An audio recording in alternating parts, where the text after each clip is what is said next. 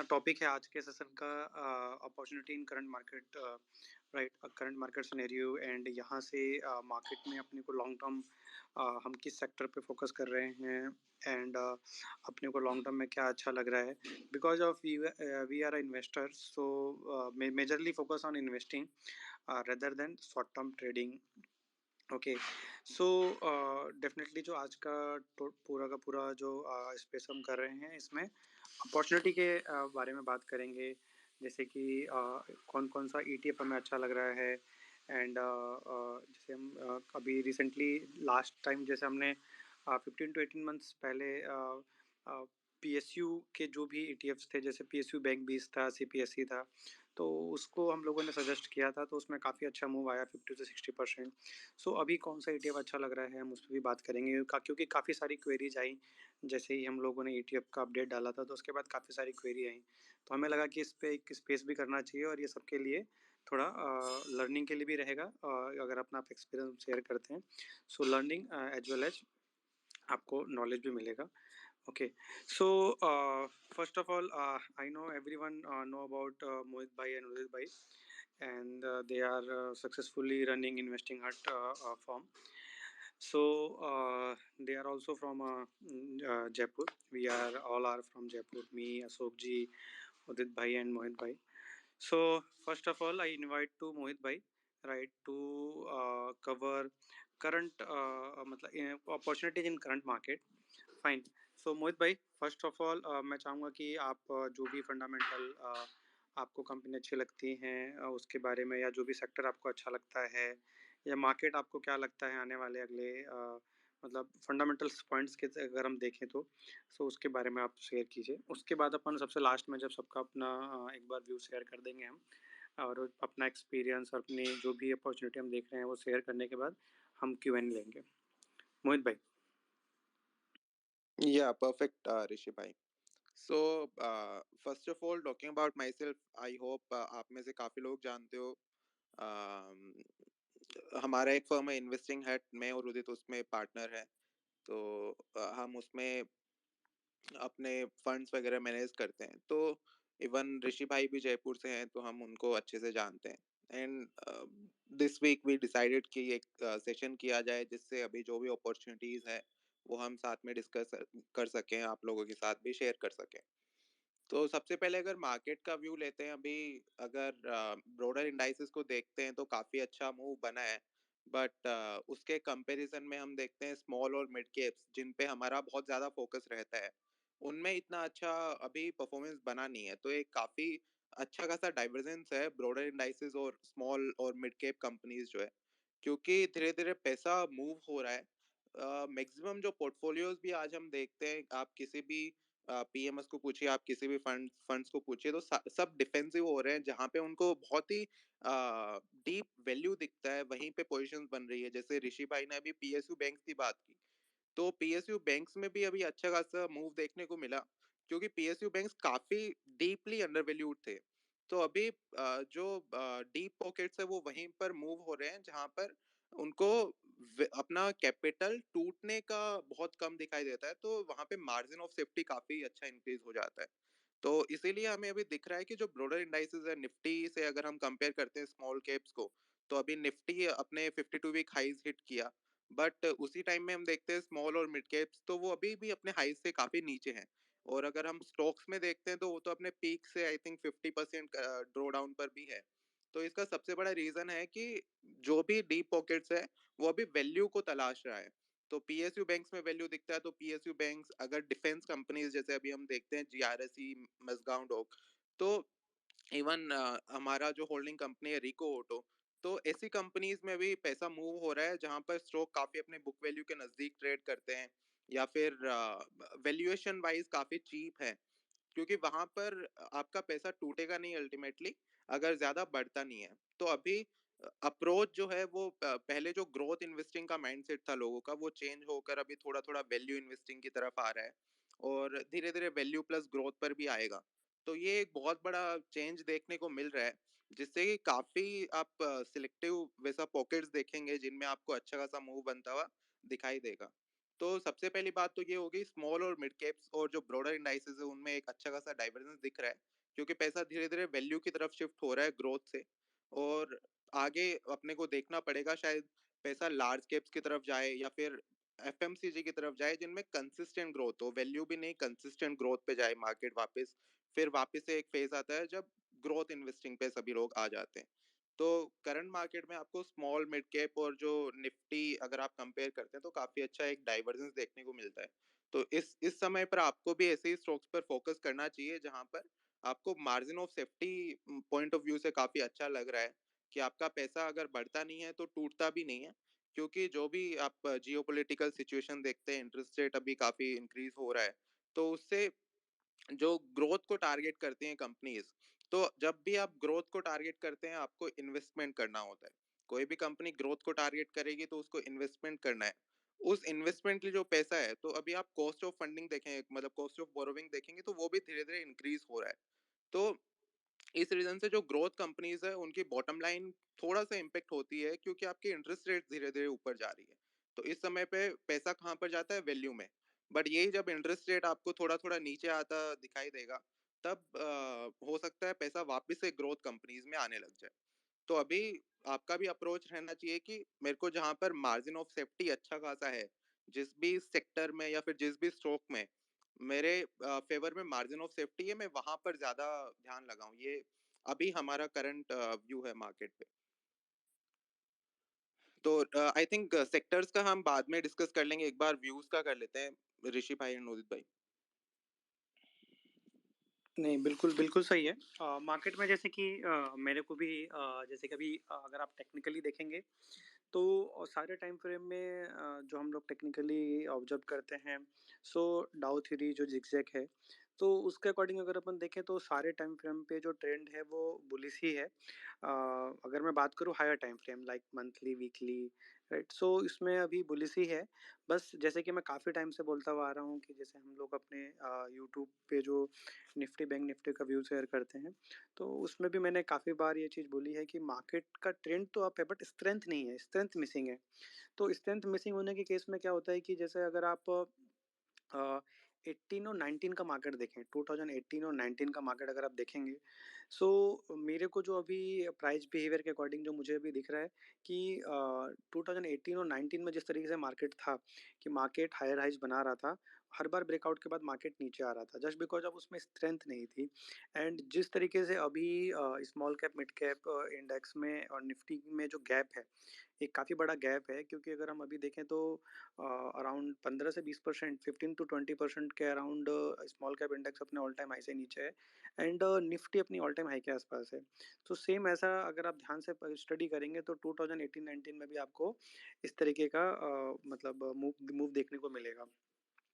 So still जैसे कि अपने को ट्रेंड में we are a trend follower, so हम लोग ट्रेंड के अकॉर्डिंग ही चलते हैं। तो जैसे कि मैंने अपना व्यू ऑलरेडी आप लोगों को शेयर किया हुआ है कि अपसाइड मुझे 20,000 के आसपास मार्केट लगता है, बट ये जो व्यू है ये हमारा व्यू इनवैलिड हो जाएगा अगर किसी भी मंथ में या वीक में निफ्टी 17,900 के नीचे क्लोज हो जाती है तो। क्योंकि रिसेंटली जो ब्रेकआउट्स आए हैं तो नियर अबाउट कोई भी स्विंग नहीं है, कोई भी हायर लो या कोई भी रिसेंट जो लो होता है, जो एक अपन सपोर्ट रेजिस्टेंस ड्रॉ करते हैं, वो कोई भी नहीं है 16,800 से पहले, राइट?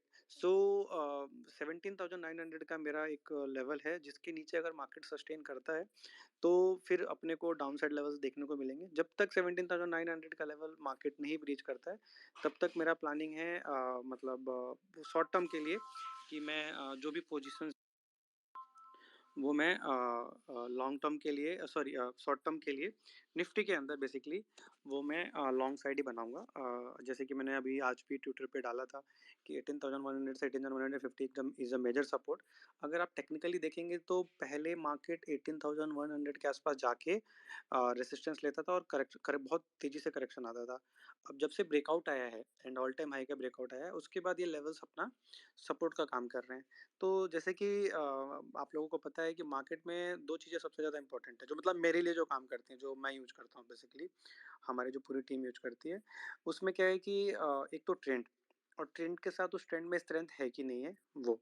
ये 2 चीज़ें इम्पोर्टेंट है। मोमेंटम जो लोग प्ले करते हैं उनको स्ट्रेंथ चाहिए ही चाहिए, राइट? और जैसे कि जो इन्वेस्टिंग करते हैं लॉन्ग टर्म उनको मोमेंटम से ज़्यादा कुछ लेना-देना नहीं है।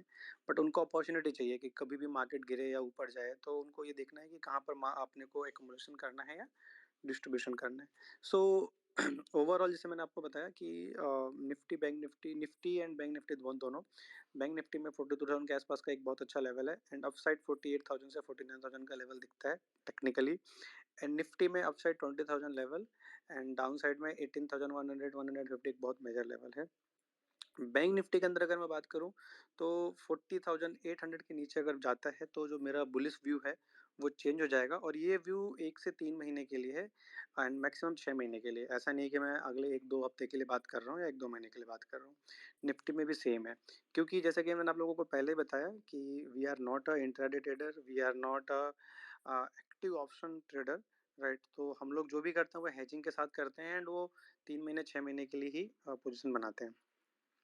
सो ओवरऑल मैंने आपको निफ्टी बैंक निफ्टी का व्यू बताया है। प्लस स्मॉल कैप की और मिड कैप इंडेक्स की बात करूं तो अगर आप लोग देखेंगे तो स्मॉल कैप एक ब्रेकआउट के पास खड़ा है। अगर ये ब्रेकआउट आ जाता है तो आपको स्मॉल कैप में जैसे कि मार्केट अगर 20,000 जाता है तो स्मॉल कैप में भी एक अच्छा खासा मोमेंटम देखने को मिल सकता है। लेकिन एक चीज़ का ध्यान रखिएगा, आप लोग ज़रूर स्टडी कीजिएगा, जितने लोग भी टेक्निकल देखते हैं। 2018-19 का मार्केट और स्मॉल कैप इंडेक्स का जो डिफरेंस था और उस टाइम जो मार्केट जिस तरीके से बिहेव कर रही थी, कुछ-कुछ मार्केट का बिहेवियर अभी भी वैसा ही है, राइट? सो जैसे कि मैंने बोला कि स्ट्रेंथ कब आएगा? स्ट्रेंथ आपको तब मिलेगा जब मार्केट 19,000 के ऊपर सस्टेन करेगा एटलीस्ट 2 से 3 महीने। तो ऑटोमैटिकली मंथली में स्ट्रेंथ आना शुरू हो जाएगा। तो जैसे कि बैंक निफ्टी में स्ट्रेंथ है, इसलिए बैंक निफ्टी में उतना बड़ा करेक्शन नहीं आ रहा है जितना आपका तेज़ी से निफ्टी में आ रहा है। सो स्ट्रेंथ इंडिकेटर के लिए जैसे काफ़ी लोगों के मन में ये क्वेश्चन होगा कि यार आप स्ट्रेंथ की बात करो तो आप चेक कैसे करते हो? तो स्ट्रेंथ चेक करने का बहुत ही सिंपल तरीका है कि आपका जो आरएसआई है वो अबव 60 होना चाहिए और एडीएक्स भी जो है वो 25 के ऊपर होना चाहिए। अगर आप ये स्टडी करेंगे तो आपको मिल जाएगा। आप नॉर्मली एडीएक्स आर्टिकल डालिए, इन्वेस्टोपीडिया पर आपको मिल जाएगा। वो आर्टिकल पढ़िए, आपको उससे आइडिया लगेगा कि स्ट्रेंथ कैसे चेक करते हैं। तो आरएसआई अबव 60 एंड एडीएक्स अगर आपका 25 के ऊपर है तो आपको वो स्ट्रेंथ दिखेगा ही दिखेगा। लेकिन अभी करंटली अगर आप देखेंगे तो किसी भी टाइम फ्रेम में एडीएक्स अभी 25 के ऊपर नहीं है। हाँ, एक टाइम फ्रेम में बैंक निफ्टी में है बस, राइट? तो इस वजह से अगर आप देखेंगे तो बैंक निफ्टी का चार्ट धीरे-धीरे करके ऊपर जा रहा है एंड निफ्टी में काफ़ी बड़े-बड़े ज़िगज़ैग्स बन रहे हैं। ओके, तो काफ़ी लोगों के मन में ये भी होगा कि सर ये तो आप जो बोल रहे हो वो एक इंडेक्स मैनेजमेंट है। बिल्कुल आप कह सकते हो। जैसे अभी रिसेंटली अगर हम देखें तो सबसे पहले डिफेंस चला, जो वन वे रैली दिया। उसके बाद अगर आप देखेंगे तो पीएसयू बैंक्स चले हैं। उसके बाद अगर आप देखेंगे तो रिसेंटली आपका फर्टिलाइज़र कंपनियाँ चली हैं, शुगर कंपनियों में मूव आया है, अभी लास्ट 2-3 दिन से पेपर में मूव आ रहा है। तो किसी न किसी का नंबर देखिए आता ही आता है, राइट? सो रेलवे के भी स्टॉक्स अगर आप देखेंगे तो मतलब बीच में अभी बहुत अच्छा मूव आया था। तो होता क्या है कि जो मेरा ऑब्जर्वेशन है कि बड़े प्लेयर्स जो होते हैं, वो एक सेक्टर में मूव आने के बाद वहाँ से निकल के फिर दूसरे सेक्टर में जाते हैं। क्योंकि एक्चुअल में बड़े प्लेयर्स वही हो गए जिनके पास पैसा अच्छा खासा है और जिनको अपॉर्च्युनिटी हमसे पहले मिल जाती है। एक टेक्निकल एनालिस्ट का क्या काम है? एक टेक्निकल एनालिस्ट का काम बस सिंपल सा है कि वो जो बड़े प्लेयर्स हैं, जो मार्केट मेकर हैं, उनको फ़ॉलो करना। वो क्योंकि अल्टीमेटली आपके और हमारे खरीदने से मार्केट मूव नहीं करता है। जो लोग मार्केट को लॉन्गर टर्म व्यू से देख रहे हैं या जिनके पास काफ़ी बड़ा पैसा है वो, उनके अकॉर्डिंग ही ज़्यादातर मार्केट चलता है। जैसे आपकी एफआई हो गया, डीआई, म्यूचुअल फंड्स, इनके साथ जो और इंडिविजुअल बड़े इन्वेस्टर्स जो हैं। सो अपने को क्या है टेक्निकल हेल्प करता है कि उनको फॉलो करने का मतलब कि ट्रेंड चेंज हो रहा है, राइट? तो ट्रेंड अगर चार्ट पे चेंज हो रहा है तो जाहिर सी बात है कि किसी ना किसी बड़े लोगों ने उसमें बाइंग करी है तभी ट्रेंड चेंज हो रहा है। तो हम कोशिश करते हैं कि अगर ट्रेंड चेंज हो रहा है तो उसके अंदर अपॉर्चुनिटी देख के एंट्री करें। कभी भी फोमो के पीछे नहीं भागना है, जैसे हम लोग हमेशा बोलते हैं कि मार्केट में मूव आ गया कोई बात नहीं है, छूट गया कोई दिक्कत नहीं, दूसरा सेक्टर देखो या दूसरा कोई स्टॉक देखो आप। कभी भी भागना नहीं है, क्योंकि स्टॉक मार्केट एक ऐसी जगह है, मतलब आप समझ लो कि जैसे ज़्यादातर लोग मतलब जानते होंगे मुंबई एंड दिल्ली के बारे में। दिल्ली की मेट्रो अगर आप देखोगे तो हर 2-3 मिनट पे आती है। मुंबई की जो भी लोकल ट्रेनें हैं वो भी हर 2 4 5 7 मिनट में आती हैं। तो उसी तरीके से स्टॉक मार्केट में अपॉर्च्युनिटी भी आपको हमेशा मिलता है, राइट? ऐसा नहीं है कि नहीं मिलता है। हाँ, ये है कि कभी आपको अपॉर्चुनिटी मिस हो गया, तो आपने पैसे कम कमाए, लेकिन ऐसा नहीं है कि आप पैसे नहीं कमाओगे। आप अगर जंप करोगे चलती हुई ट्रेन में, तो एक्सीडेंट होने के चांस बहुत ज़्यादा हैं, मतलब आप आपके लॉस होने के चांसेस बहुत ज़्यादा हैं। तो इसीलिए रिस्क मैनेजमेंट बहुत ज़्यादा ज़रूरी है। आपको जब आपका रिस्क जो प्रोफ़ाइल है, उसके अकॉर्डिंग आपको कंफर्टेबल ट्रेड मिले, तो आप करिए, अदरवाइज़ आप कोशिश कीजिए कि उसको इग्नोर करें। अल्टीमेटली ये सारी चीज़ें हमने काफ़ी बार रिपीट की हैं, एंड बार-बार ये चीज़ बोलने की ज़रूरत इसी वजह से है, जस्ट बिकॉज़ ऑफ, क्योंकि हम लोग फ़ोकस यही करते हैं कि चीज़ों को मतलब जितना ज़्यादा डिसिप्लिन और पेशेंस के साथ सिस्टम्स को एंड ट्रेंड को फ़ॉलो कर सकें, उस पे ध्यान दें।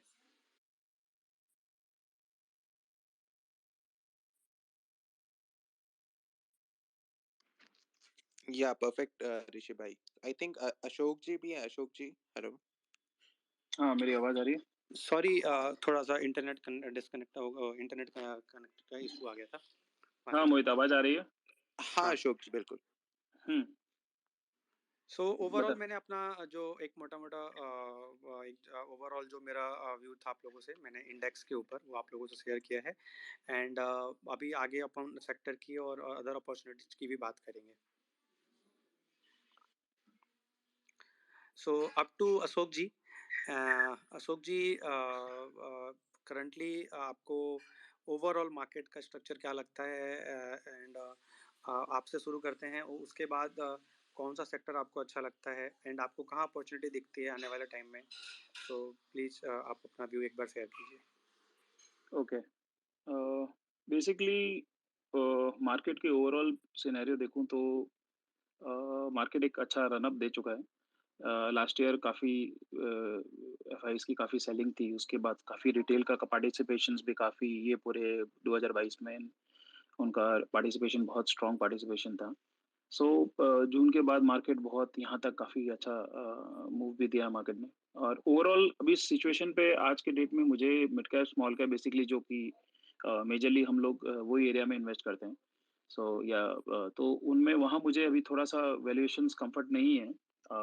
ओनली सेलेक्टिव स्टॉक्स में, सेलेक्टिव पॉकेट में अपने को अ वैल्यू दिखती है, वहाँ देखना चाहिए। बाकी ओवरऑल अगर मिड कैप, स्मॉल कैप को करूँ तो रीज़नेबल मतलब चीप वैल्यूएशंस नहीं है। So not not very comfortable but यही है कि अगर मेरा सारा व्यू अब खाली अर्निंग्स पे टिका हुआ है कि आने वाले 2-3 क्वार्टर्स में अर्निंग कैसी रहती है। अगर अर्निंग किक ऑफ होती है, तो डेफिनिटली मायर और नए हाइज़ बना सकते हैं। सो मार्केट के लिए ओवरऑल व्यू ये है कि अभी इस टाइम पे अपॉर्च्युनिटी ढूँढना थोड़ा डिफिकल्ट है। ट्रेडिंग अपॉर्च्युनिटीज़ तो चूँकि हम टेक्निकल्स भी देखते हैं, तो ट्रेडिंग अपॉर्च्युनिटीज़ तो आए दिन मिलती रहती है। बट मोमेंटम प्ले ज़्यादा हो रहा है रेदर देन अभी हमको वैल्यू कम मिल रही है। जो है वो ऑलरेडी इन्वेस्टेड है। सो अभी मोमेंटम ज़्यादा काम हो रहा है। बट नज़र सारी अर्निंग्स पे है आने वाले टाइम में, तो वो कैसा पैन आउट करते हैं। अगर वो अच्छे से रहा तो मार्केट और नए हाइज़ भी बना सकते हैं। Market is not very cheap, not very expensive. मेरे हिसाब से अगर हम हिस्टोरिकल सब डेटा प्राइस टू बुक वगैरह या प्राइस टू जीडीपी वगैरह जो भी कंपेयर करते हैं, मार्केट की पी देखने की कोशिश करते हैं या जो भी मेट्रिक से देखते हैं, तो मार्केट एक फैली वैल्यूड मार्केट है, नॉट एक्सट्रीम। तो एक मॉडरेटरी वैल्यूड है कहने का मतलब है। और बस कॉशियस हूँ कि अब बेसिकली सेलेक्टिव पॉकेट में ही अपॉर्चुनिटी है। अब हालाँकि साथ-साथ में अपॉर्च्युनिटी ढूँढना भी थोड़ा डिफ़िकल्ट हो रहा है। बट ओवरऑल अगर लंबे टर्म व्यू देखें तो काफ़ी सारे सेक्टर्स जो है वो अच्छा कर सकते हैं। So that is my overall view on the markets. या मोहित? अ, या या अशोक जी। हुँ, यही सेम व्यू था अशोक जी, बट हमारा डिस्कशन था वैल्यू और ग्रोथ पे। तो आपका उस पे क्या व्यू रहेगा कि आजकल जैसे हम देख रहे हैं कि सारा जो आप स्मार्ट मनी बोल लीजिए, वो ग्रोथ से वैल्यू की तरफ मूव हो रहा है। तो क्या वो हुँ। अभी वैल्यू में रहेगा पैसा जहाँ पे भी मार्जिन ऑफ सेफ्टी दिखता है? या फिर आपको लगता है कि अगला भी कोई सा ट्रिगर आएगा जिससे जो स्मार्ट मनी है वापस ग्रोथ की तरफ जाएगा? इस पे आपका क्या व्यू है? आई थिंक ग्रोथ का फ़ेज़ मुझे लगता है कि अब वो स्लो डाउन हो जाएगा। मेरे ख्याल से अब वैल्यू की तरफ माइग्रेशन है और यही ट्रेंड आगे मुझे दिखता है। ओके। सो उदित भाई से व्यू ले लेते हैं, उसके बाद में हम सेक्टर स्पेसिफिक भी थोड़ा डिस्कशन कर लेंगे, जिन सेक्टर्स में हमें इन्फ्लेक्शन दिखता है, जो भी सेक्टर हमें अच्छे दिखते हैं। सो ओवर टू यू उदित भाई। आप अपना मार्केट पे व्यू थोड़ा शेयर कर दीजिए। इवन क्या आपका अभी अप्रोच है?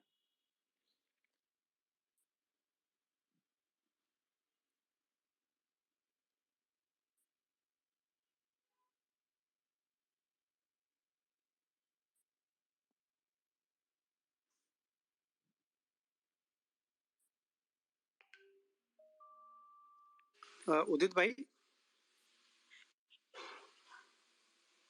आपको अनम्यूट करना पड़ेगा। उदित भाई अपने साइड से अनम्यूट कर सकते हैं, हाँ, बिकॉज ऑफ वो को होस्ट हैं, सो वो कर सकते हैं अपनी तरफ से। हाँ, वो स्पीकर है, अनम्यूट करना पड़ेगा उनको।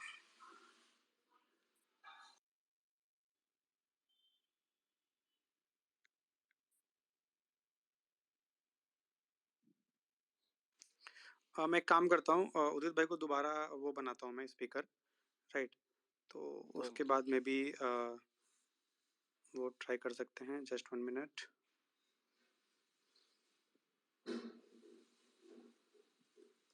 उदित भाई, मैंने आपको दोबारा रिक्वेस्ट भेजी है, नाउ आप ट्राई कीजिए।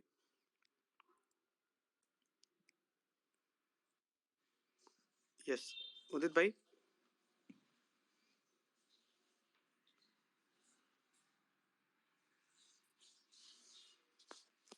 Am I audible now? Yes yes yes. Thank you, Mohit bhai. Thank you, Rishi bhai, for organizing this session. तो जैसा कि मोहित भाई ने ऑलरेडी कवर किया था कि जब इंटरेस्ट रेट का साइकिल बॉटम पे होता है तो हमेशा ग्रोथ में पैसा जाता है। अभी नीचे से इंटरेस्ट रेट का साइकिल वापस रिवर्स हुआ है तो इंसान अपना कैपिटल प्रोटेक्शन देखता है।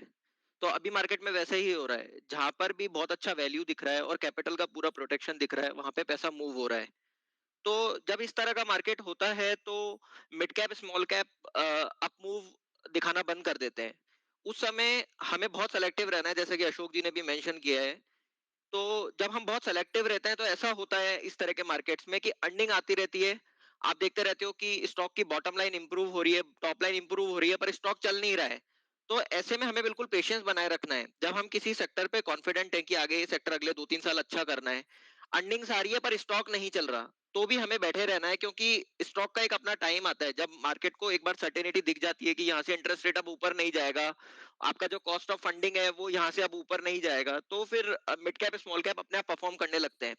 तो ये जो पीरियड होता है 1 साल का, 6 महीने का, 1.5 साल का, ये बहुत पेनफुल होता है, क्योंकि इस सब कुछ चीजें आपके फेवर में जा रही होती है, जैसा आप सोचते हैं वैसे नंबर आते हैं, बट स्टॉक मूव नहीं करते। तो इस तरह के सिनेरियो में फर्स्टली आपको बहुत सेलेक्टिव रहना है कि आपको किस सेक्टर में बेट करना है।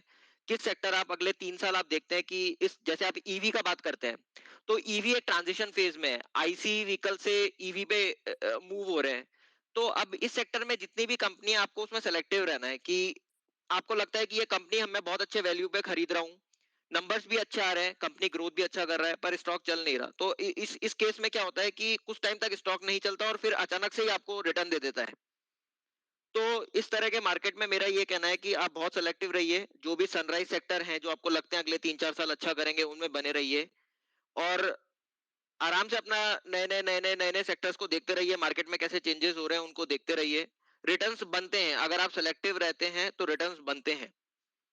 और पैसा जो वैल्यू में मूव हुआ है, ये वैल्यू से ग्रोथ में जब ही जाएगा जब इंटरेस्ट रेट का साइकिल या तो वापस रिवर्स होएगा, या इंटरेस्ट रेट का साइकिल एक बार रुक जाएगा। तो उस समय जो हाई ग्रोथ स्टॉक होते हैं, जो 50%, 100% का रेवेन्यू में ईयरली ग्रोथ देने की कैपेबिलिटी रखते हैं, मनी वापस उसमें मूव होता है। But that is also depend on आप किस तरह के सेक्टर को ट्रैक करते हैं और आप कैसे सेलेक्टिव रहते हैं।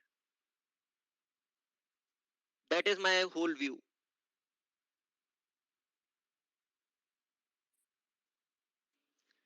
Yeah, perfect, Udit bhai. So now we can discuss about the sector. So Rishi bhai, if you may start. So जो भी आपको चार्ट्स अच्छे लग रहे हैं, जिन भी सेक्टर्स के आपको चार्ट अच्छे लग रहे हैं, फिर उन सेक्टर्स पे we can share our fundamental views also. नहीं, बिल्कुल, जैसे कि मैंने पहले ही बताया कि मुझे जो अभी करंट में जो सेक्टर मतलब अच्छा लग रहा है करंटली, सो एक तो infra, reality and IT. IT basically एक स्लो मूवर है, बट अगर किसी को ईज़िली मतलब सॉरी नॉट ईज़िली, बट अगर किसी को पेशेंस अगर है किसी के अंदर, तो वो जैसे कि निफ्टी आईटी बीज है। निप्पॉन निफ्टी आईटी बीज करके है एक ईटीएफ, राइट? उस पे आप फ़ोकस कर सकते हैं अगले 2-3 सालों के लिए। यहाँ से 10-15% नीचे और मैक्सिमम अपने को आ सकता है अगर मार्केट में करेक्शन आता है तो। एंड अपसाइड यहाँ से जैसे कि मैंने आप लोगों को पहले भी शेयर किया था कि सीपीएससी ईटीएफ एंड पीएसयू बीज जो था, पीएसयू बैंक बीज था, क्योंकि ये ऑलरेडी बहुत ज़्यादा करेक्ट हो चुके थे, तो इसलिए इसमें बहुत अच्छा खासा मूव आ चुका है। तो आईटी में भी यहाँ से आईटी के ईटीएफ्स में मुझे लगता है कि अगर अपन नेक्स्ट 2 टू 3 ईयर की बात करें, तो अपसाइड 40 से 50% का अप मूव, जैसे कि हम बात करें तो ऑल टाइम हाई का जो लेवल है निफ्टी आईटी का, वो अपने को देखने को मिल सकता है। एंड यहाँ से डाउन साइड जो मुझे लग रहा है वो 10 से 15% है। ईटीएफ एक बहुत ही सेफ इन्वेस्टमेंट होता है, जिसमें कोई लीवरेज का कोई सीन नहीं है एंड बहुत ज़्यादा बड़ा करेक्शन भी नहीं आता है, जस्ट बिकॉज ऑफ क्योंकि वो एक इंडेक्स होता है सारे आईटी कंपनियों का। जैसे निफ्टी बीज की अगर हम बात करें, तो निफ्टी बीज भी एक इंडेक्स है सारे ईटीएफ्स का। सारे जो टॉप 50 बैंक्स हैं, सॉरी सॉरी सॉरी सॉरी जो कंपनी है उनका, माफ़ी चाहूँगा। सो एक तो अपना निफ्टी आईटी है, एंड दूसरा जो है रियलिटी इंडेक्स, रियलिटी सेक्टर है, निफ्टी रियलिटी सेक्टर। पिछले I think last to last YouTube video में भी मैंने जो इंडेक्स का स्टडी है उसमें मैंने शेयर किया था, आपको यूट्यूब वीडियोज में मिल जाएगा। तो निफ्टी रियलिटी का भी आपका ईटीएफ है, अगर आप चेक करेंगे तो। सो वो भी एक मुझे काफ़ी अच्छा लग रहा है, क्योंकि अगर आप वो निफ्टी रियलिटी का इंडेक्स देखें काफ़ी टाइम से, तो कंटिन्यू करेक्शन फेज में था। अब वो ब्रेकआउट्स दे रहा है, एंड लास्ट 1.5 ईयर पहले ब्रेकआउट ऑलरेडी दे चुका है वो। बट यहाँ से अपसाइड काफ़ी ज़्यादा दिखता है।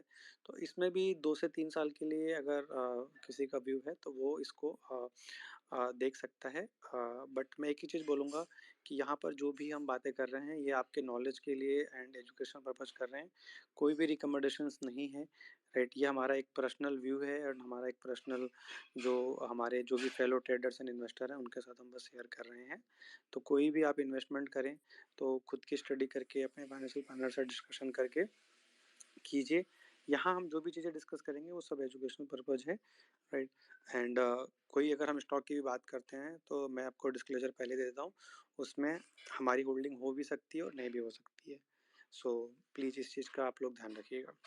सो Nifty IT and Nifty reality, ये 2 पे मेरा बहुत मेजर फ़ोकस है, और इंफ्रा भी है साथ के साथ। एंड इंफ्रा में आपके बहुत सारे स्टॉक्स आ जाते हैं, जैसे आपका सीमेंट है, तो उस पे भी आपको ध्यान रखना चाहिए। मोहित जी। बिल्कुल। बिल्कुल ऋषि भाई। सो हमारा अभी काफ़ी सिलेक्टिव वैसे सेक्टर्स पे अभी ध्यान रख रहे हैं, जैसे उनमें से एक है निफ्टी ऑटो।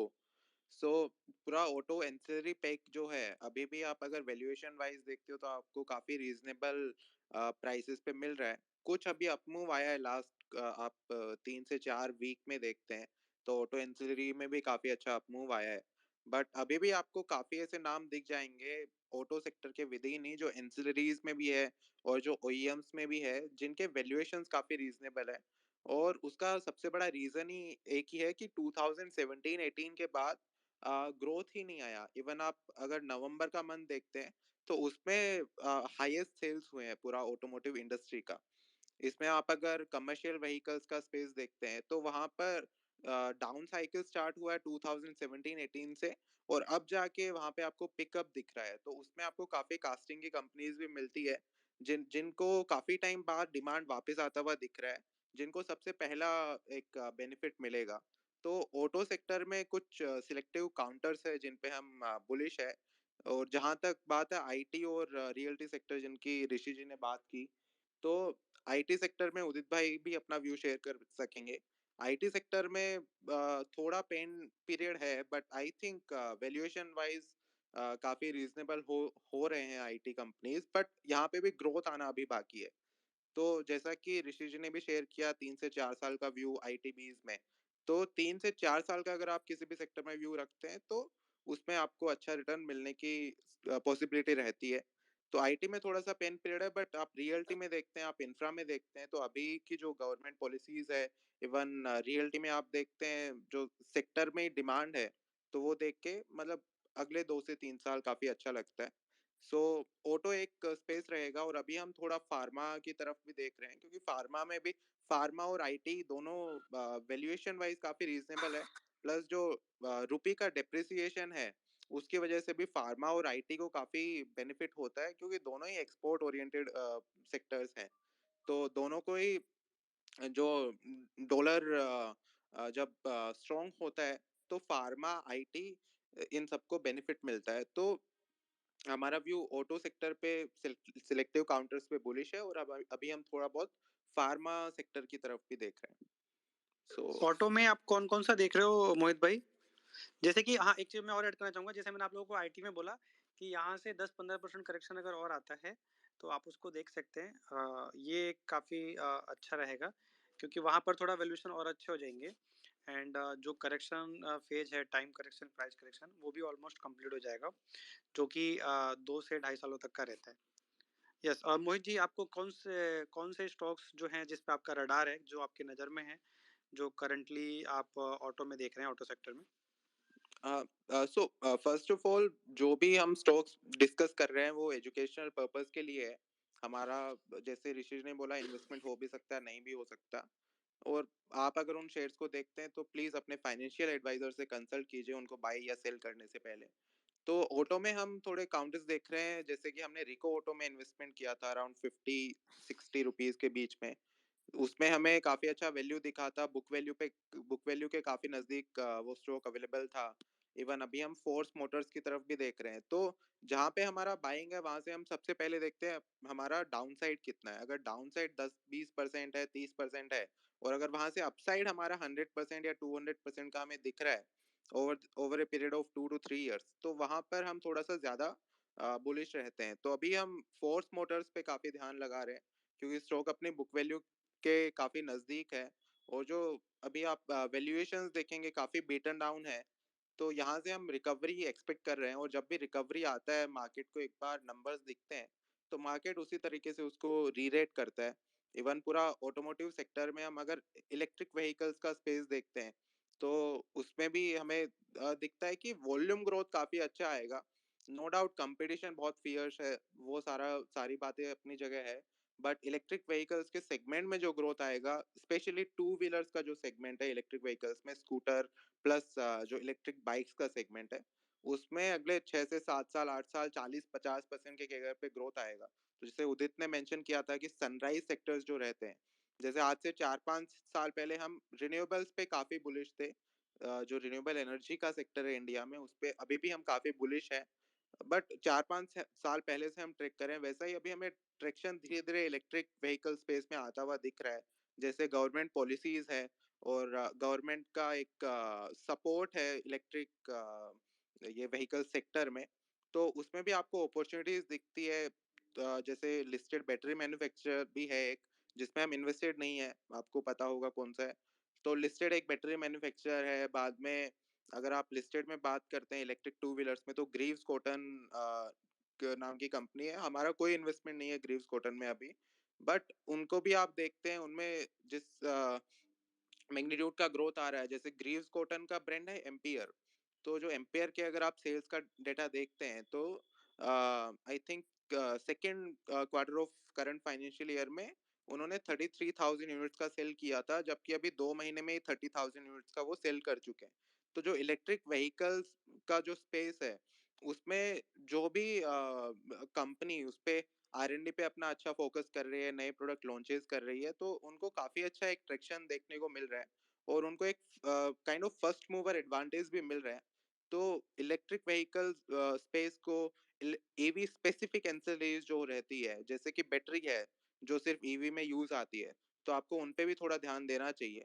तो करंटली हमारा फोर्स मोटर्स में पोजीशन है, हमारा रिको ऑटो में काफी नीचे लेवल से पोजीशन है, और हम इलेक्ट्रिक व्हीकल स्पेस को काफी नजदीक से देख रहे हैं।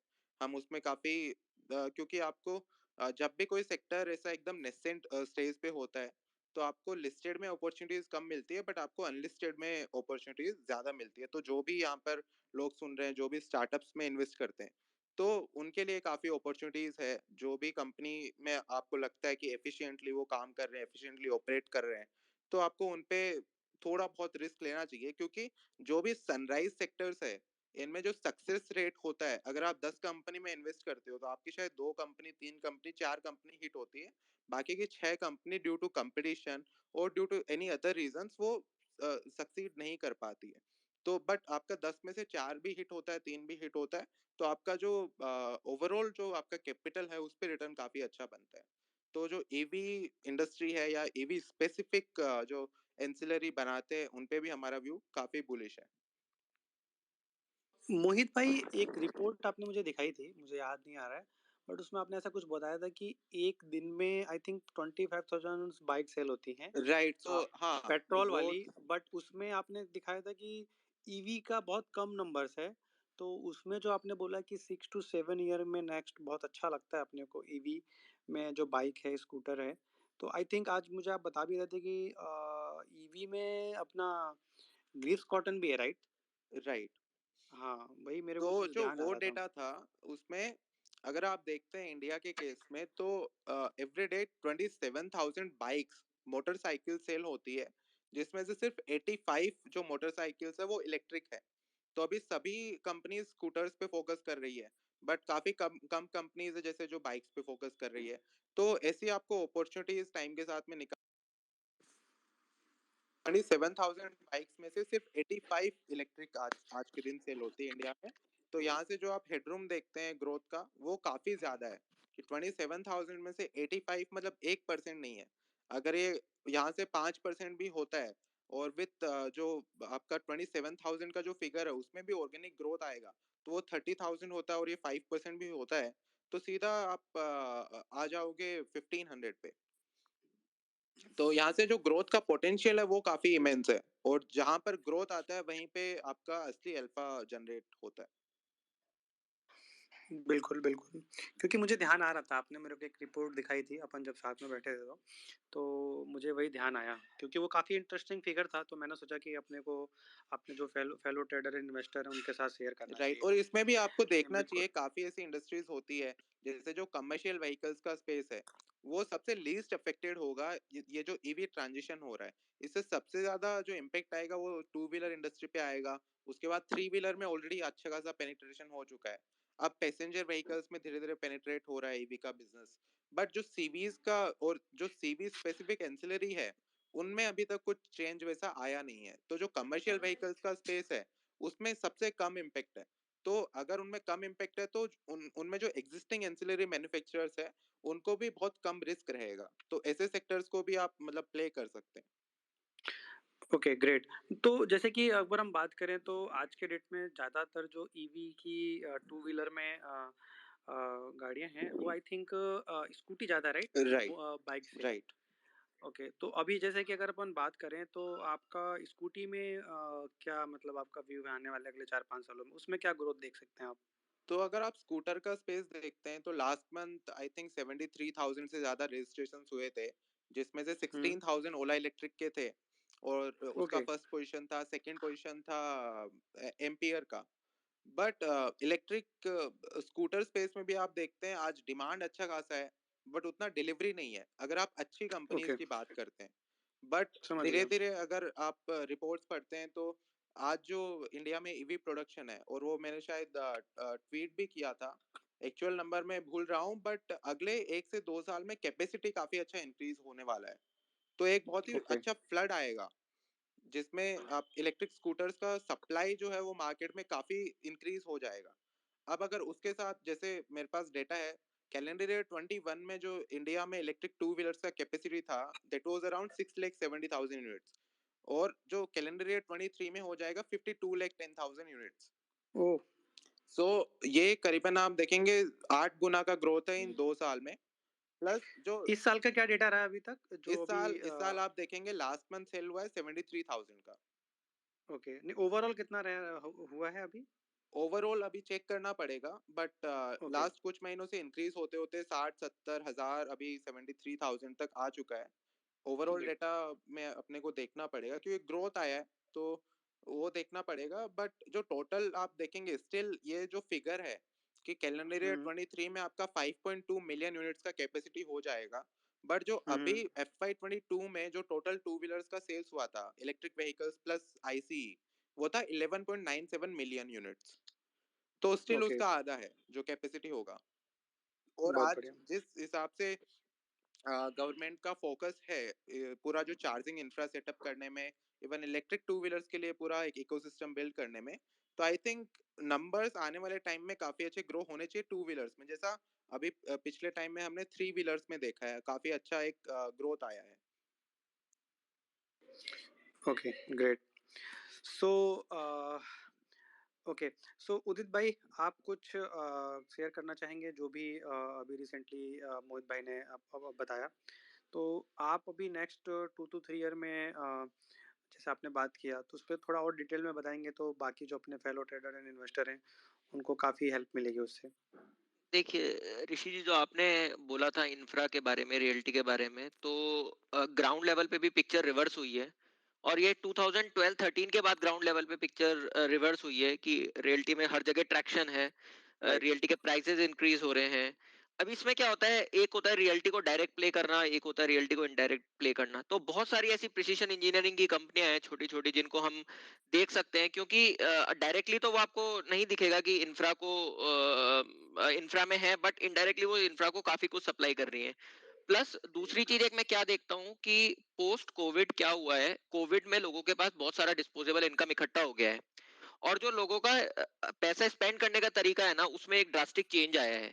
तो इससे क्या हो रहा है कि बहुत सारे सेक्टर ऐसे हैं जहाँ पे इंडिया का पेनिट्रेशन बहुत कम है एज कंपैरिजन टू, हम यूएस की बात करते हैं, चाइना की बात करते हैं, यूरोप की बात करते हैं। मैं छोटे छोटे एग्जांपल देता हूँ आपको। जैसे कि हम शूज की बात करें, तो यूएस में per capita 8 pair of shoes होते हैं, इंडिया में वो 2 होते हैं। अगर हम चॉकलेट की बात करें तो जर्मनी, फ्रांस, यहाँ पे पर पर्सन 2-2, 3-3, 5-5, 10-10 किलो चॉकलेट का कंजम्पशन है, जो इंडिया में भी ग्राम्स में है। इसी तरह हम अगर जैसे अपने अपैरल्स की बात करते हैं, तो पर कैपिटा जो अपैरल्स यूएस में लोगों के पास है, वो इंडिया में बहुत कम है। तो अब धीरे धीरे इंडिया का क्या ट्रेंड चेंज हो रहा है कि इंडिया के पास डिस्पोजेबल इनकम तो इकट्ठा हो गया है कोविड में। तो अब जो इस तरह के कंजम्पशन वाले सेक्टर हैं, ये भी मेरे को लगता है आने वाले 4-5 साल में बहुत अच्छा करेंगे, क्योंकि अगर हम यहाँ से 10-20% भी इंप्रूव करते हैं, तो ओवरऑल जो सेक्टर का एड्रेसेबल मार्केट होता है ना, वो बहुत बढ़ जाता है। तो ये बहुत डिफेंसिव प्ले होते हैं कि कोई आपने एक अच्छी शूज की कंपनी देख ली, या आपने कोई जैसे ब्रेड एंड बेकरी प्रोडक्ट्स की हम बात करते हैं, तो ये इनका भी जो कंजम्पशन है वो 16%, 17% कैगर से इंक्रीज हो रहा है। अब इनमें बहुत सारी चीजें हैं कि जैसे बर्गर की बहुत सारी चेन आ गई हैं, तो डिस्पोजेबल इनकम वहां बहुत सारा जा रहा है। तो ऐसी छोटी छोटी बहुत सारी चीजें हैं जहां स्पेंडिंग हो रहा है। तो अगर आप मुझसे सेक्टर की बात पूछेंगे, तो मोहित ने जो कहा है, एक तो ऑटो एंसिलरी सेक्टर है, क्योंकि यहाँ पे एक पूरा ट्रांजिशन है, हम आईसी से ईवी पे शिफ्ट हो रहे हैं, तो बहुत सारी ऑटो एंसिलरी कंपनी ऐसी बनेंगी जो बहुत बड़ी बनेंगी आने वाले टाइम में। तो ये तो एक हमारा कॉमन सेक्टर है। प्लस अगर हम कंजम्पशन की बात करते हैं, तो मैं कंजम्पशन पे अभी भी बहुत बुलिश हूँ। इंडिया में कंजम्पशन बहुत बढ़ने वाला है, डिस्पोजेबल इनकम बहुत सारा है लोगों के पास, वो आने वाले 3-4 साल में स्पेंड होगा। जैसा कि आपने होटल इंडस्ट्री में देखा कि होटल इंडस्ट्री में नया कैपेसिटी कोई आ नहीं रहा है, और जो एग्जिस्टिंग कैपेसिटी है उन्होंने अपने रेट्स इतने तेज कर रखे हैं, तो उनके जो इबिटा मार्जिन है, उनके जो बॉटम लाइन है, वो बहुत ज्यादा बढ़ गए हैं। अब जब तक कोई नया कैपेसिटी नहीं आएगा, वो रेट डाउन नहीं होगा। आप कभी भी कोई भी फेस्टिव सीजन पे देखोगे, हमेशा रेट आपको हाई मिलेंगे। तो ऐसे छोटे छोटे छोटे छोटे बहुत सारे जगह हमें मिलेगी जहां हमें कंजम्पशन में इंडिया में आने वाले टाइम में बहुत डिमांड दिखेगा। तो मैं कंजम्पशन पे बहुत बुलिश हूँ, ऑटो एंसिलरी पे बहुत बुलिश हूँ, और इंफ्रा मुझे रिवर्स होता दिख रहा है, बट वहां पे आपको बहुत सेलेक्टिव रहना चाहिए, क्योंकि इंफ्रा को मैं प्रेफर करता हूँ कि डायरेक्ट प्ले पे, जब तक आप बहुत ज्यादा श्योर नहीं हो, डायरेक्ट प्ले से ज्यादा अच्छा है कि इंफ्रा की जो एंसिलरी कहलाएंगी या इनडायरेक्ट प्लेस ऑफ इंफ्रा है, कि आप प्रिसिशन इंजीनियरिंग का कुछ देख लिया, या आपने ग्लास इंडस्ट्री में कुछ देख लिया, तो उस तरह के प्ले आप ढूंढें। आईटी मुझे लगता है कि थोड़े टाइम के कंसोलिडेशन में जाएगा, क्योंकि आईटी ऐसा सेक्टर है जिसके बिना देखिए कुछ हो नहीं सकता है। हर इंडस्ट्री को ग्रो करने के लिए आईटी चाहिए। आप कोई भी सेक्टर देखेंगे, उनको अगर अपना पीपल मैनेजमेंट, अपना एचआर मैनेजमेंट, अपना फाइनेंस मैनेजमेंट करना है, सबके लिए उन्हें आईटी चाहिए। तो आईटी तो एक एक सेक्टर है ही जो ओवरऑल अच्छा करेगा, बट मुझे लगता है कि आईटी में बहुत टाइम बाद एक कंसोलिडेशन आ रहा है, तो ये कंसोलिडेशन जो पीरियड है, ये कंसोलिडेशन पीरियड अभी थोड़ा स्ट्रेच हो सकता है, अगले 6 महीने 1 साल ये कंसोलिडेशन पीरियड रह सकता है। बट उसके बाद अगर आपको कोई ऐसा लगता है कि कोई क्लाउड में कोई अच्छा कर रहा है, या कोई ऑटो मतलब मशीन लर्निंग में कोई अच्छा कर रहा है, या आर्टिफिशियल इंटेलिजेंस में कोई कंपनी अच्छा कर रही है, जो न्यू एज टेक्नोलॉजीज है, तो उन पे आप सेलेक्टिव रह सकते हो, वहां अच्छा पैसा बनना चाहिए। तो ओवरऑल रियल्टी अच्छा करेगा, ऑटो एंसेलरी फॉर श्योर अच्छा करेगा, और कंजम्पशन इंडिया का बहुत अच्छा करेगा। कंजम्पशन सेक्टर पे I am very bullish. Overall मैं तो इंडिया पे बहुत ज़्यादा बुलिश हूँ नेक्स्ट 1 डिकेड के लिए। नेक्स्ट 1 डिकेड छोड़ो आप, 2 डिकेड के लिए भी, डिकेड्स के लिए भी मतलब मैं तो बुलिश ही हूँ। सो अगर जो भी लॉन्ग टर्म है, जैसे कि काफ़ी लोग ये बोलते हैं, मैं एडिशनल ऐड करना चाहता हूँ उदित भाई की बातों में, कि काफ़ी लोग ये बोलते हैं कि यार पिछले 20 साल में जो पैसा बना है बहुत सारे अच्छे स्टॉक्स में 100 टाइम्स 200 टाइम्स, ऐसा आप आने वाले 20 सालों में भी देख सकते हैं, बशर्ते कि आपको उसके लिए स्टडी करना होगा, रीडिंग करना होगा, चीज़ों को समझना होगा, राइट, स्टडी करना होगा, मतलब मेहनत लगेगी। ऐसा नहीं है कि सब कुछ बैठे बैठे मिल जाएगा और किसी ने बता दिया मिल जाएगा, आपको खुद भी मेहनत करना पड़ेगा। हम आइडियाज़ दे सकते हैं आपको, राइट, बट एक्चुअल में ख़राब टाइम में क्या करना है, वो चीज़ को समझना, उसको एक्सपीरियंस करना, ये बहुत ही ज़्यादा ज़रूरी है।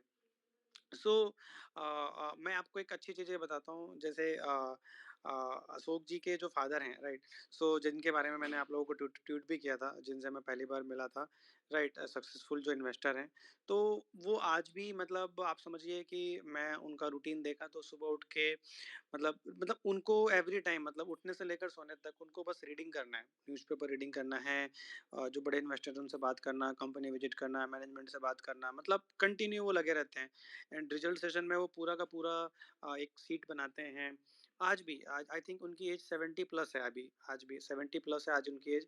इस एज में भी जो मैंने उनको देखा है अपने आंखों से, 12 से 15 घंटे एवरी डे पूरा फोकस रीडिंग है एंड मार्केट, मतलब उनको कुछ अच्छा नहीं लगता मार्केट में, मतलब स्टडी करने के अलावा कुछ भी अच्छा नहीं लगता। न्यूज़पेपर हो गया, मैगजीन्स हो गए, मतलब हर चीज़ वो जहाँ से उनको नॉलेज मिल रही है, वो हर चीज़ को वो पढ़ते हैं, रीडिंग करते हैं। रिजल्ट सेशन में वो और ज़्यादा बिजी हो जाते हैं। तो वो चीज़ें बहुत ज़्यादा हमें इंस्पायर्ड करती हैं एंड मोटिवेट करती हैं जब हम उन्हें देखते हैं, इस एज में भी, 70 प्लस एज हो गई उसके बाद भी।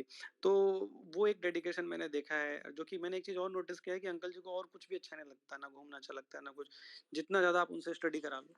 तो ये बहुत सारी चीज़ें हैं जो मोटिवेट करती हैं। अब उन्हें मार्केट में 40 इयर्स हो गए हैं, बट हाँ, वो अपना पैशन फॉलो कर रहे हैं, ये चीज़ मैंने साफ-साफ देखा है एंड आज भी वो पैशन है, जो उनका आज से 30-40 साल पहले था। सो मेहनत करना पड़ेगा, बिना मेहनत किए आप नहीं पैसे कमा सकते मार्केट से।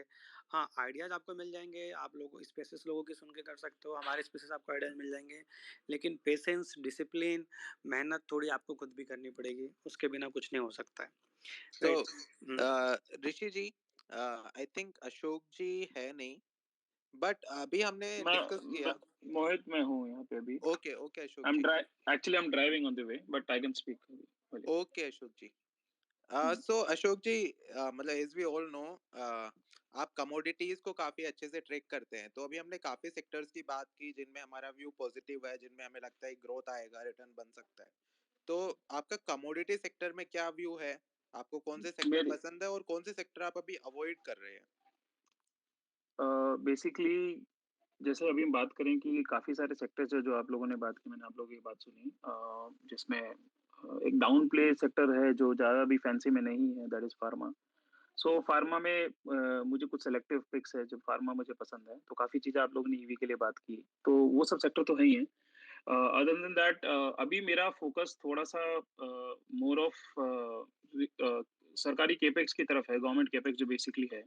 सो सरकार बेसिकली 4 जगह में सरकार का मेजर फोकस रहता है। वो है डिफेंस, पावर में, रोड, रेलवेज़, रोड अगर हाइवेज़ वगैरह बनाने में, और रेलवेज़ में। सो गवर्नमेंट का कैपेक्स बढ़ रहा है अगर हम पिछले 8-9 सालों से कंपेयर करें, तो या पिछले 4-5 सालों से कंपेयर करें तो गवर्नमेंट का जो कैपेक्स है वो बढ़ रहा है, और अभी फिलहाल रेलवे को इसका फोकस बहुत ज़्यादा है। तो अदर देन जो सेक्टर्स उदित ने भी बात की इंफ्रा के बारे में, जैसे इंफ्रा में भी सिलेक्टिव पॉकेट हमको बहुत अच्छे लग रहे हैं, जहाँ पे हमको लग रहा है कि हिस्टोरिकली मार्जिन दबे हुए थे कोई वजह से, या जब उनके ऑर्डर्स उन्होंने लिए थे तब कमोडिटी के जो प्राइसेस थे पीक पे थे। तो जब उनके एग्जीक्यूशन के टाइम में उनके मार्जिन कंप्रेशन उस वजह से हुए हैं, वहाँ अभी मार्जिन इंप्रूवमेंट आ सकता है। स्टॉक्स पे स्पेसिफिक स्टॉक कंपनीज की बात नहीं करेंगे, एक जनरल बात करेंगे जिन कंपनियों में आपको नजर रखनी चाहिए जहाँ पे आप लोग की मार्जिन इंप्रूवमेंट हो सकता है। और काफी कंपनीज ऐसी है जिन्होंने जो अभी लास्ट बल्क ऑफ ऑर्डर्स लिए हैं, उनकी ऑर्डर बुक अपने मार्केट कैप से 10-10 गुना है। तो उन्होंने जो बल्क ऑर्डर्स वहाँ लिए हैं वो पीक ऑफ कमोडिटी प्राइसेस पे लिए हैं। तो उन कंपनियों में ज़्यादा फोकस करना चाहिए। मेटल भी एक सेक्टर है, कमोडिटी में देखें तो मेटल भी मुझे लग रहा है काफ़ी अच्छा एक गिरावट मेटल में हमने देखने मिली। तो आई थिंक मेटल अब चाहे वो गवर्नमेंट की ड्यूटी हटे उस वजह से है या अगर आगे जाके चाइना भी ओपन अप हो जाता है, जैसे हमने रिस्ट्रिक्शन हटने की बात की चाइना में। सो वहाँ पे भी चाइना में जब हमने रिस्ट्रिक्शन हटने की बात की, वहाँ पे भी अगर ओपन अप हो जाती है, तो that is good for metal sector as well. तो मेटल सेक्टर एक नज़र में है मेरे। और एक अदर देन सेक्टर जो सारी सेक्टर बात की, एक रेलवे सेक्टर ऐसा है कि जिसमें अभी गवर्नमेंट की काफ़ी फ़ोकस है, पिछले बजट में भी रहा है और इस बजट में भी रहा है। सो गवर्नमेंट इस साल भी जैसे 1.4 ट्रिलियन के आसपास जीबीएस यानी ग्रॉस बजटरी सपोर्ट था लास्ट ईयर। और इस बार भी सरकार उससे बढ़ के ही सीख कर रही है। सो मुझे लगता है कि आगे जाके रेलवे में जो जो भी इन्वेस्टमेंट आ रहा है वो सरकार का बढ़ ही रहा है। जैसे अभी 400 वंदे भारत ट्रेन की अनाउंसमेंट हुई थी। और प्लस वो अपने सिग्नलिंग वगैरह पे भी काम कर रहे हैं, कवच जो इनके ऑटोमेटिक ट्रेन प्रोटेक्शन के अंडर में आता है, कवच के अंडर में। सो कुल मिला के रेलवे में काफी सारे जैसे इन्होंने इंफ्रास्ट्रक्चर के लिए, जैसे अब वंदे भारत ट्रेन की बात कर रहे हैं, उनकी उसमें काफी बड़ा इन्वेस्टमेंट की बात कर रही है। काफी काफी सारी पीपीपी फंडिंग यानी प्राइवेट पब्लिक पार्टनरशिप से मेजर पोर्ट्स कनेक्ट किए जा रहे हैं। सो अभी 6-7 5 या 6 पोर्ट को अप्रूवल भी मिला है। सो वो एक आगे बूस्ट हो सकता है। प्लस सारे सब जगह वो रेलवे रीडेवलपमेंट की बात हो रही है। तो 100 से ऊपर स्टेशन हैं जो अक्रॉस द कंट्रीज उनकी रीडेवलपमेंट की बात हो रही है। तो ये सब ट्रिगर्स हैं रेलवे में। गति शक्ति प्लान के अंडर में कार्गो टर्मिनल्स बनाने की बात कर रहे हैं सरकार। सो एक वो बड़ा ट्रिगर दे सकता है। और सरकार का जो रेवेन्यू फ्रॉम फ्रेट है वो फ्रॉम रेलवे से वो बढ़ाने की सरकार फोकस में है। सो और उसके अलावा जो नेटवर्क सरकार लाइन बिल्डअप कर रही है, मेजर खर्चा वहीं पे जा रहा है सरकार का। तो करीब करीब 2000 किलोमीटर ऑफ नेटवर्क कवच के अंडर में उन लोगों ने की प्रपोजल है। और काफी स्टेशनों में सोलर पावर की बात कर रही है, तो सेफ्टी मॉडर्नाइजेशन बढ़ाने की बात कर रही है। और प्लस साथ साथ में अर्बन में जो मेट्रोज के काम चल रहे हैं काफी जगह, वहाँ पे काफी डिमांड है। तो अर्बन मैस ट्रांसपोर्टेशन है। सो उसमें एंड रेलवे स्टेशन भी उसमें साथ में फैसिलिटेट होंगे। तो ये सब चीजें जो ओवरऑल हम देखते हैं, और आप अगर इनको रेलवे की वेबसाइट पे जाके भी ट्रैक करोगे, तो जो जितने भी सरकार की जो प्रोजेक्ट चल रहे हैं वो एक फास्ट पे एग्जीक्यूट हो रहे हैं। तो मुझे लगता है कि आने वाले टाइम में एक रेलवे एक ऐसा सेक्टर है जहाँ पे काफी बड़ा केपेक्स होगा, और सरकार खाली यहाँ के लिए नहीं, एक्सपोर्ट के लिए भी अपॉर्चुनिटी देख रही है। सो वैसे हमको पता भी है कि रेलवे नेटवर्क को डीकंजेस्ट करने के लिए और फास्टर मूवमेंट ऑफ, चाहे वो पैसेंजर की ट्रेन हो चाहे फ्रेट ट्रेन हो, सरकार उस पर लगी हुई है। और सरकार ने जैसे अभी 1 लाख किलोमीटर नए ट्रैक आने वाले 20-25 साल के लिए भी उन्होंने रख रखा है, जिसमें ट्रेन की स्पीड करीब करीब 140 से 160 किलोमीटर पर आवर की तरफ चलेगा। तो इन सब चीज के लिए इंफ्रा का काफी बड़ा रेलवे इंफ्रा, काफी रेलवे इसमें काफी सारा केपेक्स करेगी। तो मुझे ओवरऑल ये सेक्टर जो ये इतने सालों से इनके स्पेसिफिक जो कंपनियां हैं नहीं परफॉर्म की थी, आई थिंक उनके लिए बहुत बड़ी अपॉर्चुनिटीज है। Other than this again defence है। अगर डिफेंस की बात करें तो longer period of time defence की बात करें तो डिफेंस एक क्योंकि इन पे हम एक एक अगर स्पेसिस करने जाएं तो एक एक सेक्टर पे एक एक 1.5 घंटे की स्पेसिस हो सकती है। तो मैं ओवरऑल खाली टचअप करूंगा। बाकी फार्मा मेरे अभी नजर में है क्योंकि फार्मा एक बिटन डाउन है। और बाकी that's it, that's all I wanted to add. Yeah, perfect, Ashok ji. So, Ashok ji, I think we should start with you कि हमने डिस्कस किया कि कौन से सेक्टर्स अच्छे लगते हैं आपको। ऐसे कौन से सेक्टर्स है जिनसे अभी दूर रहना चाहिए? आपको लगता है कि वो अभी इन्वेस्टेबल नहीं है, या तो उनमें ग्रोथ नहीं है, या फिर वैल्यूएशन सस्ते होंगे तो उनमें आप इन्वेस्ट कर सकते हैं। ऐसे कौन से सेक्टर हैं जिनमें आपको लगता है कि करंटली इन्वेस्टेबल नहीं है? बेसिकली मैं सेक्टर वाइज़ से ज़्यादा स्टॉक स्पेसिफिक ज़्यादा रहता हूँ और अभी मिड कैप, स्मॉल कैप्स जिस हिसाब से काफ़ी कंपनियों में वैल्यूएशंस हो रहे हैं। हालाँकि हर सेक्टर में कुछ ना कुछ पॉकेट्स मिल जाएँगे आपको जहाँ जो अवॉइड कर सकते हैं हम लोग ड्यू टू ओवर वैल्यूएशन। तो वो मेरा ज़्यादा फ़ोकस एरिया रहता है रेदर देन सेक्टर्स, क्योंकि मेटल्स में काफ़ी सारे स्टॉक्स हैं जिनको मैं टच ना करूँ, बट अगर नॉन फेरस मेटल्स में देखूँ तो फिर मैं हिंडाल्को जैसी कंपनियाँ, मुझे एनएमडीसी जैसी कंपनियाँ पसंद है।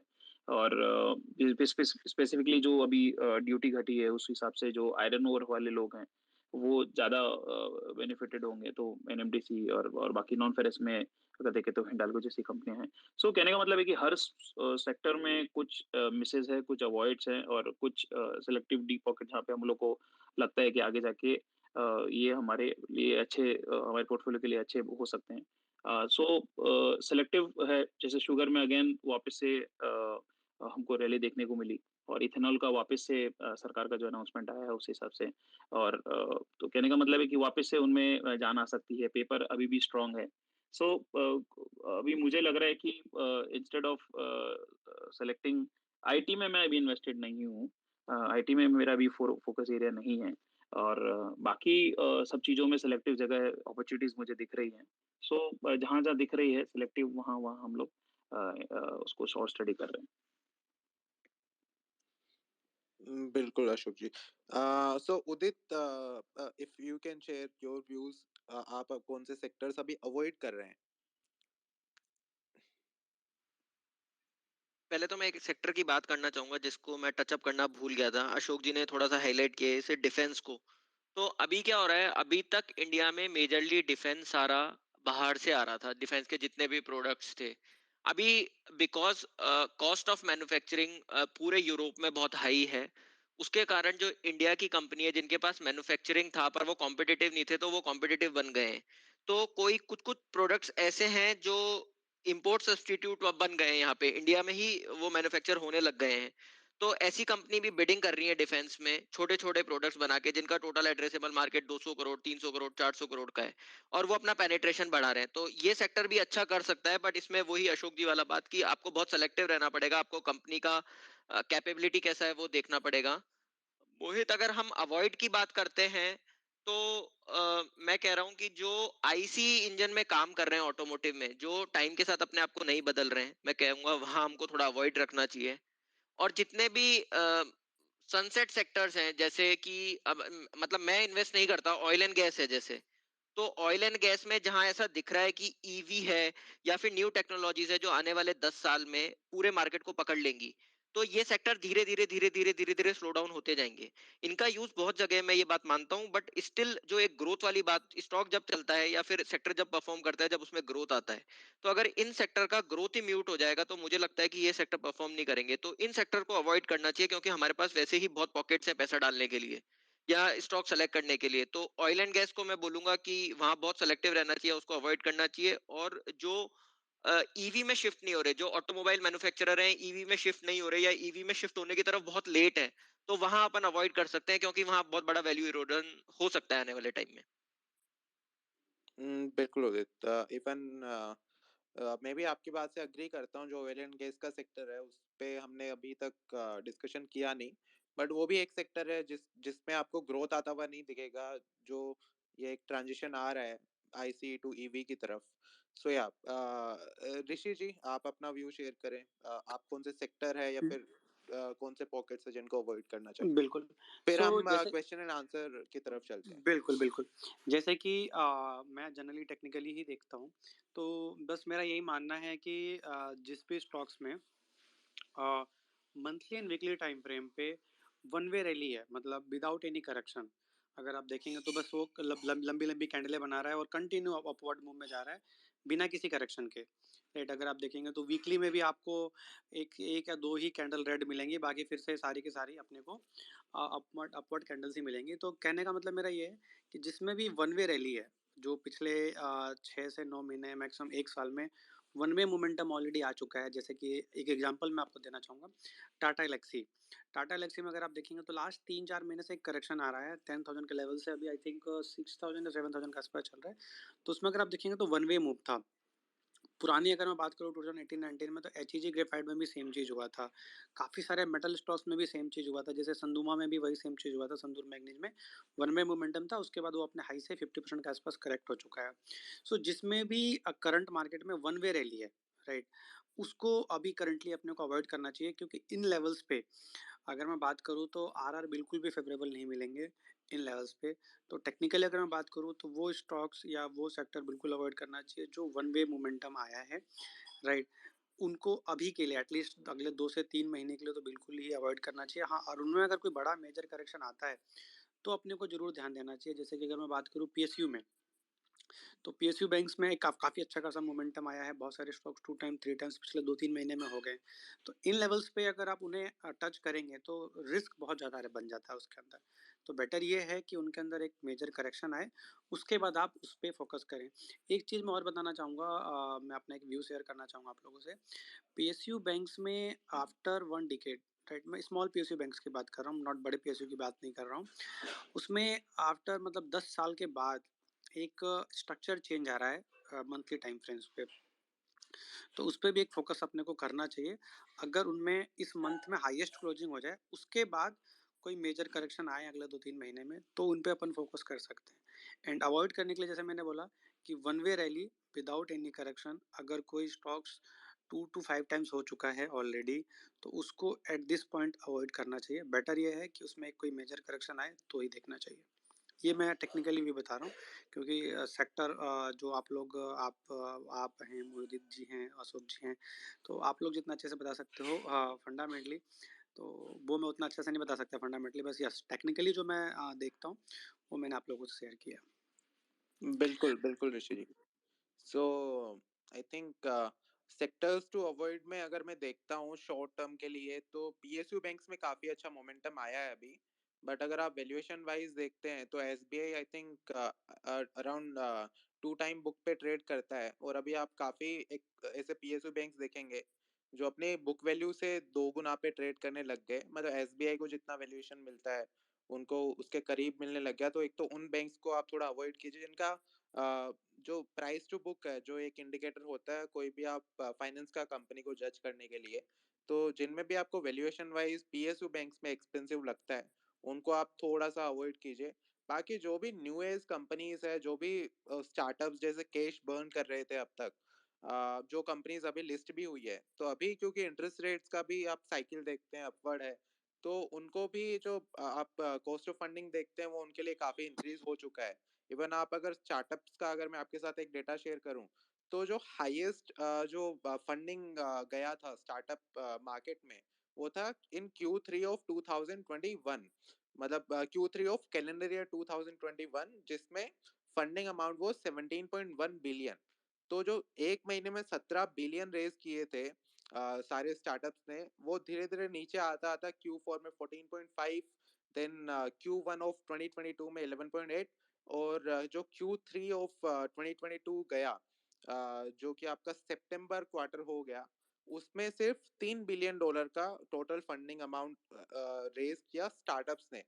तो एक आपको जो स्टार्टअप मार्केट है उसमें भी थोड़ा लिक्विडिटी ड्राइव होता हुआ अभी नजर आएगा। तो जो भी ऐसे बिजनेसेस है जिनको कैश बर्न करने करने का जरूरत होता है, जिनका जो कस्टमर एक्विजिशन कॉस्ट है वो काफी ज्यादा है, तो उनको भी आप थोड़ा सा अभी अवॉइड कर सकते हैं, क्योंकि उनमें आपको वैल्यूएशन थोड़े सस्ते मिल सकते हैं। क्योंकि अभी भी जो आप इंटरेस्ट रेट साइकिल देखते हो वो अपवर्ड ही है, वो अभी नीचे आना स्टार्ट नहीं हुआ है। तो आप उन कंपनीज में भी थोड़ा थोड़ा मतलब वेट कर सकते हैं। तो ये मेरा व्यू है। अब शायद हमें Q&A मैं स्टार्ट करना। मैं मैं एक चीज़ और ऐड करूँगा कि अभी एक बार अभी एसएमई कंपनीज़ को भी थोड़ा-सा कॉशियसली देखना चाहिए कि जिनमें अभी क्या एक फ्लड चल रहा है कि everybody is investing into SMEs and छोटा company there is becoming 2x 3x 4x। वहाँ भी काफ़ी सारा वैल्यूएशन ग्रोथ है, वहाँ भी ध्यान रखना चाहिए अपने को, राइट? बिल्कुल अशोक जी, बिल्कुल perfect. So I think we should start the Q&A session now. So Q&A session में please avoid asking about any stock specific queries. अगर आपको कोई भी इन्वेस्टमेंट रिलेटेड क्वेरी है, आपको कोई भी सेक्टर के बारे में डिस्कशन करना है, सेक्टर के बारे में आपको व्यूज चाहिए, तो प्लीज उसके बारे में पूछिए। स्टॉक्स को जितना अवॉइड हो सके प्लीज उतना अवॉइड कीजिए। सो आई हाँ, थिंक वो भी अगर मैं भी ऐड करना चाहूंगा इसी बात पे कि हमने काफी सारे डिस्कशन में काफी सारे स्टॉक के नाम लिए हैं, तो हम आज की डेट में हम सेबी रजिस्टर्ड नहीं हैं। सो प्लीज उसको आप बाइंग सेलिंग का कोई व्यू मत समझिएगा। अपने फाइनेंशियल कंसल्टेंट से जरूर कंसल्ट कीजिए। ये जस्ट फॉर इन्फॉर्मेशन हम लोग, जस्ट फॉर एजुकेशन हम लोग बात कर रहे हैं,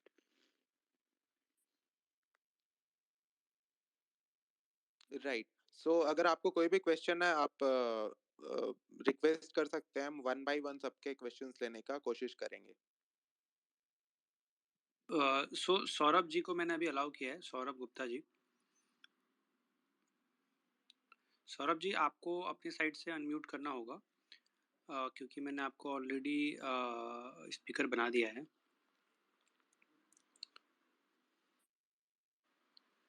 सुधीर जी,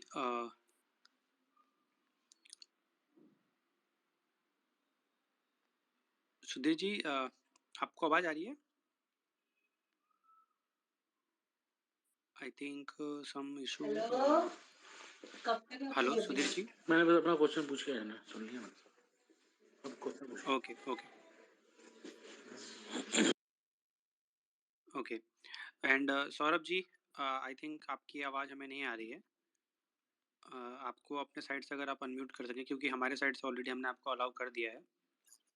हाँ जी सर, हाँ जी। जी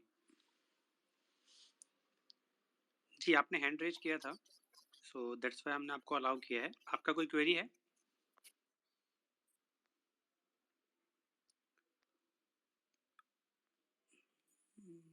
I think some network issue from Rishi ji, दूसरे आप जिनका भी रिक्वेस्ट है उनको चांस दीजिए। बिल्कुल बिल्कुल। हाँ।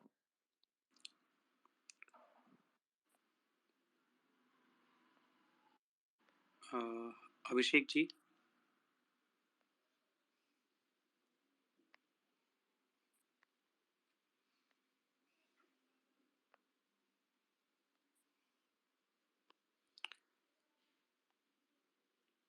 अभिषेक जी, सुरेंद्र जी,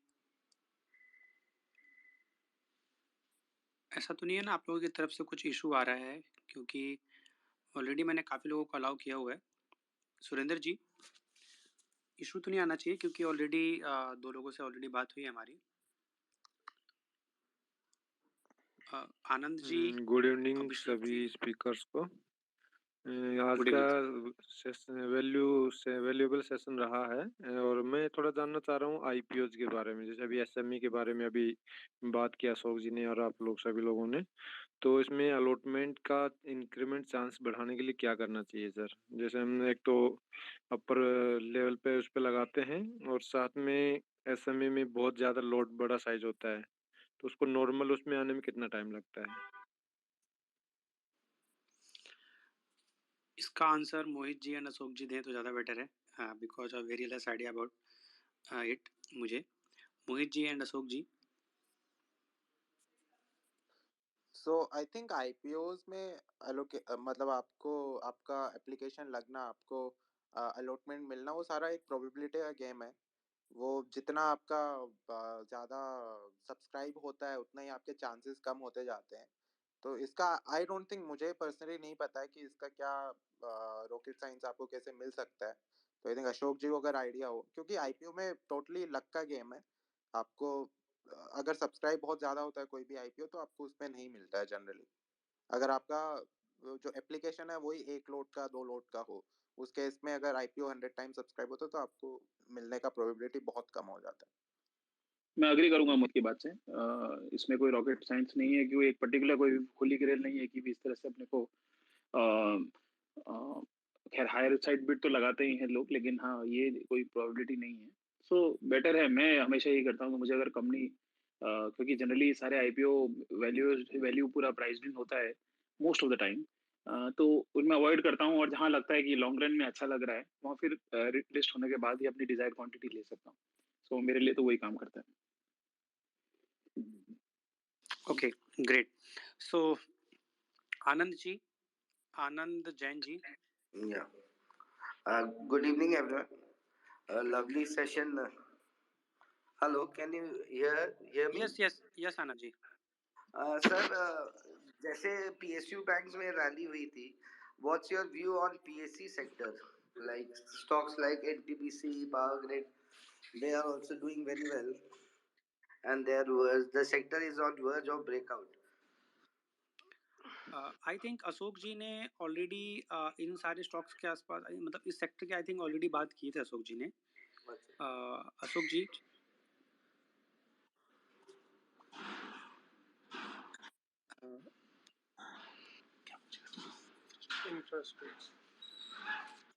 अशोक जी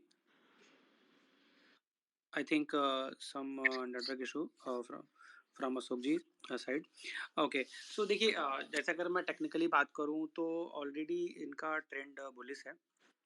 एंड जैसे कि अगर आप लास्ट 10 to 15 ईयर्स से देखें तो लास्ट 10 to 15 ईयर से इन स्टॉक्स ने अभी कोई अच्छा रिटर्न नहीं दिया है। जैसे कि अगर मैं बात करूँ पावर ग्रिड को, क्योंकि मैं काफ़ी टाइम से पावर ग्रिड को पहले ट्रैक करता था जब मैं एफ में काफ़ी डीपली इन्वॉल्व था। तो अभी अगर मैं बात करूँ तो ओवरऑल टेक्निकली अगर मैं बात करूँ तो ट्रेंड इज अप। एंड कोई भी अगर मेजर डीप आता है राइट और आपको रिस्क रिवॉर्ड रेशियो फेवरेबल मिलता है सो अपन उस पर फोकस कर सकते हैं। एंड ये मेरा एक टेक्निकल व्यू है। मोहित एंड उदित भाई आप कुछ शेयर करना चाहते हैं? ये आई थिंक उनका क्वेश्चन सारे पीएसयू कंपनीज के अराउंड है, बैंक्स को छोड़ के, क्योंकि बैंक्स में काफी अच्छा एक मूव आ चुका है। तो आप सारे पीएसयू कंपनीज को देखते हैं, हमेशा आपको वैल्यूएशन वाइज वो चीप ही दिखते हैं और वो चीप ही रहते हैं। जैसे अभी आप अगर आईआरसीटीसी का बात करते हैं तो आईआरसीटीसी में भी काफी एक अच्छा अप मूव आया था, प्राइस अच्छा खासा चल रहा था और एक वैल्यूएशन वाइज भी काफी एक्सपेंसिव हो चुका था। तो थोड़ा सा भी अगर वैल्यूएशन वाइज एक्सपेंसिव हो जाता है कोई भी पीएसयू स्टॉक, तो उसमें गवर्नमेंट का डायरेक्ट ओएफएस आ जाता है। वो एक सबसे बड़ा रिस्क रहता है आपके पीएसयू स्टॉक्स में। तो उस वजह से इनके जो मल्टीपल्स है वो भी हमेशा सस्ते रहते हैं। Hello, okay great. So Rahul ji बोलो। सर हेलो जी। सर मुझे ना ये पूछना है आपसे कि इंफ्रा स्टॉक्स, आपने बताया कि सेक्टर पे आप बुलिश है, आपने कुछ स्टॉक्स भी शेयर करे हैं अच्छे अच्छे, मतलब आपने अपने चैनल पे शेयर करे हैं। तो मल्टीपल इंफ्रा स्टॉक्स में एलोकेशन करना चाहिए या स्पेसिफिक रहना चाहिए?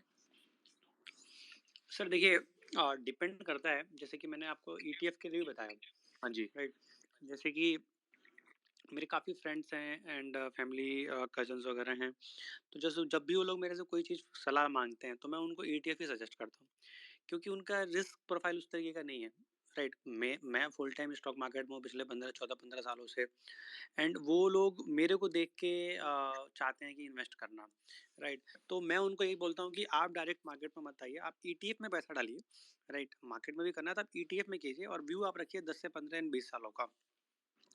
सो जैसे कि लास्ट टाइम हमने 15 से 18 महीने पहले हमने जैसे पीएसयू के ईटीएफ्स आपको बताए थे, सजेस्ट किए थे। तो उसी तरीके से ये पर्सन टू पर्सन डिपेंड करता है और आपके रिस्क प्रोफाइल पर डिपेंड करता है कि आप ईटीएफ्स को चूज कर रहे हैं या स्टॉक स्पेसिफिक जा रहे हैं आप। सो स्टॉक स्पेसिफिक अगर आप जाते हैं तो जैसे मैंने हमेशा बताया कि 52 week high and all time high के स्टॉक्स पे मैं मतलब ऐसे स्टॉक्स पे मैं ज़्यादा फोकस करता हूँ, क्योंकि उसमें जो निगेटिविटी होती है वो ऑलमोस्ट खत्म हो चुकी होती है। हाँ, बेशक हमें 200 रुपये की चीज़ 400 में लेनी पड़ती है, बट ऑलमोस्ट सारी नेगेटिविटी खत्म हो जाती है। एंड मैं ज़्यादा कंफर्ट ये फ़ील करता हूँ कि मैं 52 week high and online all time high breakout के बाद लूँ और उसके बाद अगर मेरे को 1 साल भी बैठना पड़े, तो मुझे कोई दिक्कत नहीं, क्योंकि मैं उस सेटअप को पिछले 4-5 सालों से काफ़ी इन डेप्थ में फॉलो करता हुआ आ रहा हूँ और उसको उस पे काम करता हुआ आ रहा हूँ। तो जब मार्केट कंसोलिडेशन फेज में रहता है, तो पैसा नहीं बनता, लेकिन जब ऐसे स्टॉक्स मार्केट का अप ट्रेंड होता है, तो बहुत अच्छा पैसा बना के देते हैं। अगर आप मार्च 2020 के बाद से उठा के देखिए, तो जिन स्टॉक ने सबसे पहले 52 वीक हाई और ऑल टाइम हाई का ब्रेकआउट दिया था, आप उनका रिटर्न उठा के देख लीजिए। एंड अभी जो रिसेंटली ब्रेकआउट्स आ रहे हैं 52 week high and all time high के, उनमें आप रिटर्न उठा के देख लीजिए, तो आपको डिफरेंस समझ में आ जाएगा। सो ओवरऑल जैसे मैंने आपको बताया कि it's all depend upon your risk profile. ये पर्सन टू पर्सन डिपेंड कर सकता है और मतलब पर्सन टू पर्सन ये मतलब वेरी करता है, जो मुझे लगता है, क्योंकि सबका रिस्क प्रोफाइल अलग नहीं है। जैसे आज हमने स्टॉक मार्केट से पैसा बना लिया है, राइट, तो हम एक कंफर्ट जोन में बैठे हुए हैं, तो हम लोग रिस्क ले सकते हैं। Right right. बट जैसे कि जिन्होंने अभी मार्केट से पैसा नहीं बनाया, जिन्होंने कंटिन्यू मार्केट में अभी भी लॉस कर रहे हैं, तो मैं उनको रिस्क लेने की सजेशन ही नहीं दूंगा। पहले मैं तो ये बोलूँगा कि भाई आप पहले आप एक ब्रेक इवन पे आइए, राइट। उसके बाद धीरे धीरे आप रिटर्न आए, क्योंकि हमने भी उसी फेज से मैं भी गुजरा हूँ। 6 to 7 ओके। ईयर्स मेरा कंटिन्यू लॉस का फेज था। धीरे धीरे मैं फिर उसी मतलब जर्नी से मैं गुजरा हुआ हूँ कि कंटिन्यू पहले डाउन ट्रेंड था, हेलो, फिर कंसोलिडेशन फेज में गया, फिर धीरे धीरे हम अप ट्रेंड में आए। Rishi ji, am I audible? Yes yes.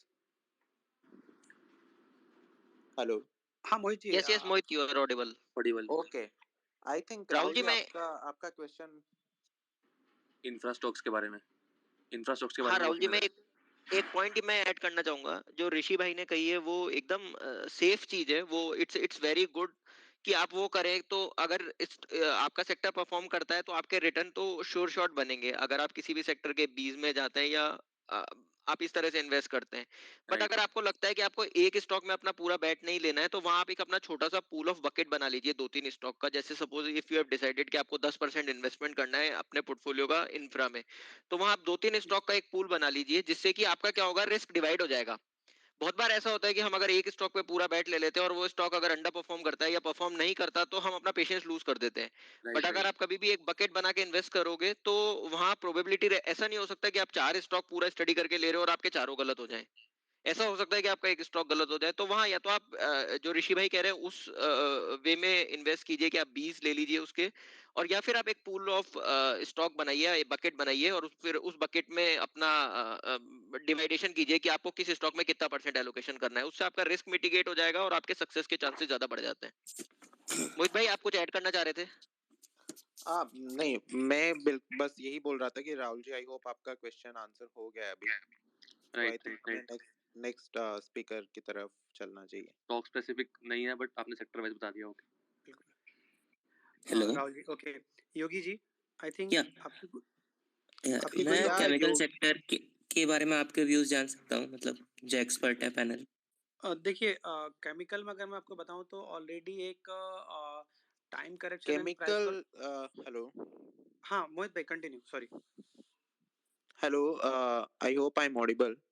Yes yes. Yes Mohit. Yes yes yes Mohit, you yes are Mohit, audible. You are audible. Okay, so आपका क्वेश्चन है केमिकल सेक्टर के बारे में। अगर आप अपना थोड़ा टाइम फ्रेम बता सके, आप कितने टाइम के लिए केमिकल सेक्टर देख रहे for like next 2 or 3 years। हैं? 2 or 3 years, ओके। तो आई थिंक सबसे पहला, जब भी आप कोई स्टॉक सिलेक्ट करते हैं केमिकल सेक्टर के विद इन, क्योंकि केमिकल सेक्टर ही काफ़ी वास्ट है, काफ़ी बड़ा है। तो सबसे पहले तो आपको अपने स्टार्टिंग मल्टीपल देखने हैं, क्योंकि केमिकल सेक्टर में ही आप देखते हैं कंपनीज कैपेक्स काफ़ी कर रही है अभी भी। काफ़ी कंपनीज आपको वैल्यूएशन वाइज भी लुक्रेटिव मल्टीपल्स पे अवेलेबल है। तो सबसे पहले तो आपको उनको सिलेक्ट करना चाहिए। केमिकल सेक्टर अपने आप में बहुत बड़ा सेक्टर है। तो सबसे पहले आपको अपने मल्टीपल्स देखने हैं, और बाकी अगर सेक्टर वाइज बात की जाए, तो जो अभी क्रूड के प्राइसेस में करेक्शन आया है, तो उस वजह से जो भी स्पेशलिटी केमिकल कंपनीज के आप देखते हैं पिछले 1 साल या 2 साल के नंबर, जब क्रूड के प्राइसेस लगातार इंक्रीज हो रहे थे और रॉ मटेरियल के प्राइसेस में काफ़ी वॉलिटिलिटी थी, जो कि वो एंड कंज्यूमर को पास ऑन नहीं कर पाते थे बहुत कम टाइम में, क्योंकि प्राइसेस बहुत जल्दी ऊपर नीचे मूव होते थे। बट अब क्योंकि जो आपके क्रूड है, जो कि आपका एक फीड स्टॉक है पूरा केमिकल इंडस्ट्री के लिए, और क्रूड के प्राइसेस काफ़ी अच्छे करेक्ट हो चुके हैं, और उसके चलते जो रॉ मटेरियल है उनके भी प्राइसेस करेक्ट हो चुके हैं, और जो स्पेशलिटी केमिकल कंपनीज है उनके जो केमिकल के प्राइसेस सेट करते हैं, तो उनको टूटने में भी टाइम लगता है, अगर किसी के प्राइसेस बढ़ने में टाइम लगता है। और यहाँ पे बात हो रही है स्पेशलिटी केमिकल्स की, ना कि कमोडिटी केमिकल्स। क्योंकि आप केमिकल को भी दो ये पार्ट्स में डिवाइड कर सकते हैं, एक कमोडिटी, एक स्पेशलिटी। तो कमोडिटी केमिकल्स में आप देखेंगे कि जैसे क्रूड बढ़ता है टूटता है, वैसे ही उनके प्रॉफिट्स बढ़ते हैं टूटते हैं, क्योंकि उनमें कोई ऐसा मोड नहीं होता, कोई कम्पिटिटिव एडवांटेज नहीं होता, सिर्फ एक स्केल का कोई कंपनी को बेनिफिट मिल सकता है। जबकि आप स्पेशलिटी केमिकल में देखते हैं तो उसमें R&D का काफ़ी इन्वॉल्वमेंट होता है, उसमें कुछ ना कुछ कम्पिटिटिव एज होता है कंपनी के पास में, प्लस उसके पास स्केल होता है। तो स्पेशलिटी केमिकल कंपनीज का हो सकता है अगले 1 से 2 साल अच्छा टाइम रहे, क्योंकि क्रूड के प्राइसेस नीचे आके स्टेबलाइज हो गए, और तो जो इनपुट कॉस्ट उनका इंक्रीज होता जा रहा था। और जब भी कोई कंपनी का, जब भी कोई सेक्टर का ये बुरा फेज आता है, जब आपका इनपुट कॉस्ट बहुत ज़्यादा इंक्रीज हो जाता है, तो आपको अपने मार्जिन बचाने के लिए या फिर मार्जिन इम्प्रूव करने के लिए आपको कुछ ऐसे स्टेप्स लेने पड़ते हैं जिससे आपका आगे जाके मार्जिन इम्प्रूव हो जाता है जब इनपुट कॉस्ट के प्राइसेस भी नॉर्मलाइज हो जाते हैं। तो वो एक सबसे अच्छी चीज हो सकती है स्पेशलिटी केमिकल सेक्टर की आप बात करें। अब उसमें आपको देखना है कि आपको कौन सी कंपनी में इन्वेस्ट करना है। तो मेरा मतलब पर्सनल व्यू है कि जिन भी कंपनी में आपको वैल्यूएशन वाइज थोड़ा रीजनेबल मिले, क्योंकि काफी आप अभी देखेंगे आईपीओ जिन कंपनीज का या केमिकल सेक्टर में उनका वैल्यूएशन आप जस्टिफाई नहीं कर सकते। तो केमिकल सेक्टर में वैल्यूएशन वाइज भी थोड़ा आप देखिए, प्लस दो पार्ट में डिवाइड कीजिए, commodity chemical and speciality chemical. और ज्यादातर स्पेशलिटी केमिकल कंपनीज की तरफ ही ध्यान रखना चाहिए। Sure, thank you Rishikesh. बिल्कुल, बिल्कुल। बिल्कुल। एक्चुअल में मैं भी वही कह रहा था कि जैसे अभी केमिकल स्टॉक्स जो मतलब मेरे पास अभी होल्ड हैं, उसमें 1 साल पहले मतलब जो मतलब 20 के बाद जो रन अप Yeah, आया I था think उसमें we काफ़ी। should take the next question. So okay. I can see HW, then Aditya Jain ji. Yes, So Harish ji and any one of you can go ahead and ask your question. Yeah, good evening, sir. this is a good evening. This is a nice session. Actually, I would like to know your view on media sector after NDTV acquisition by Adani.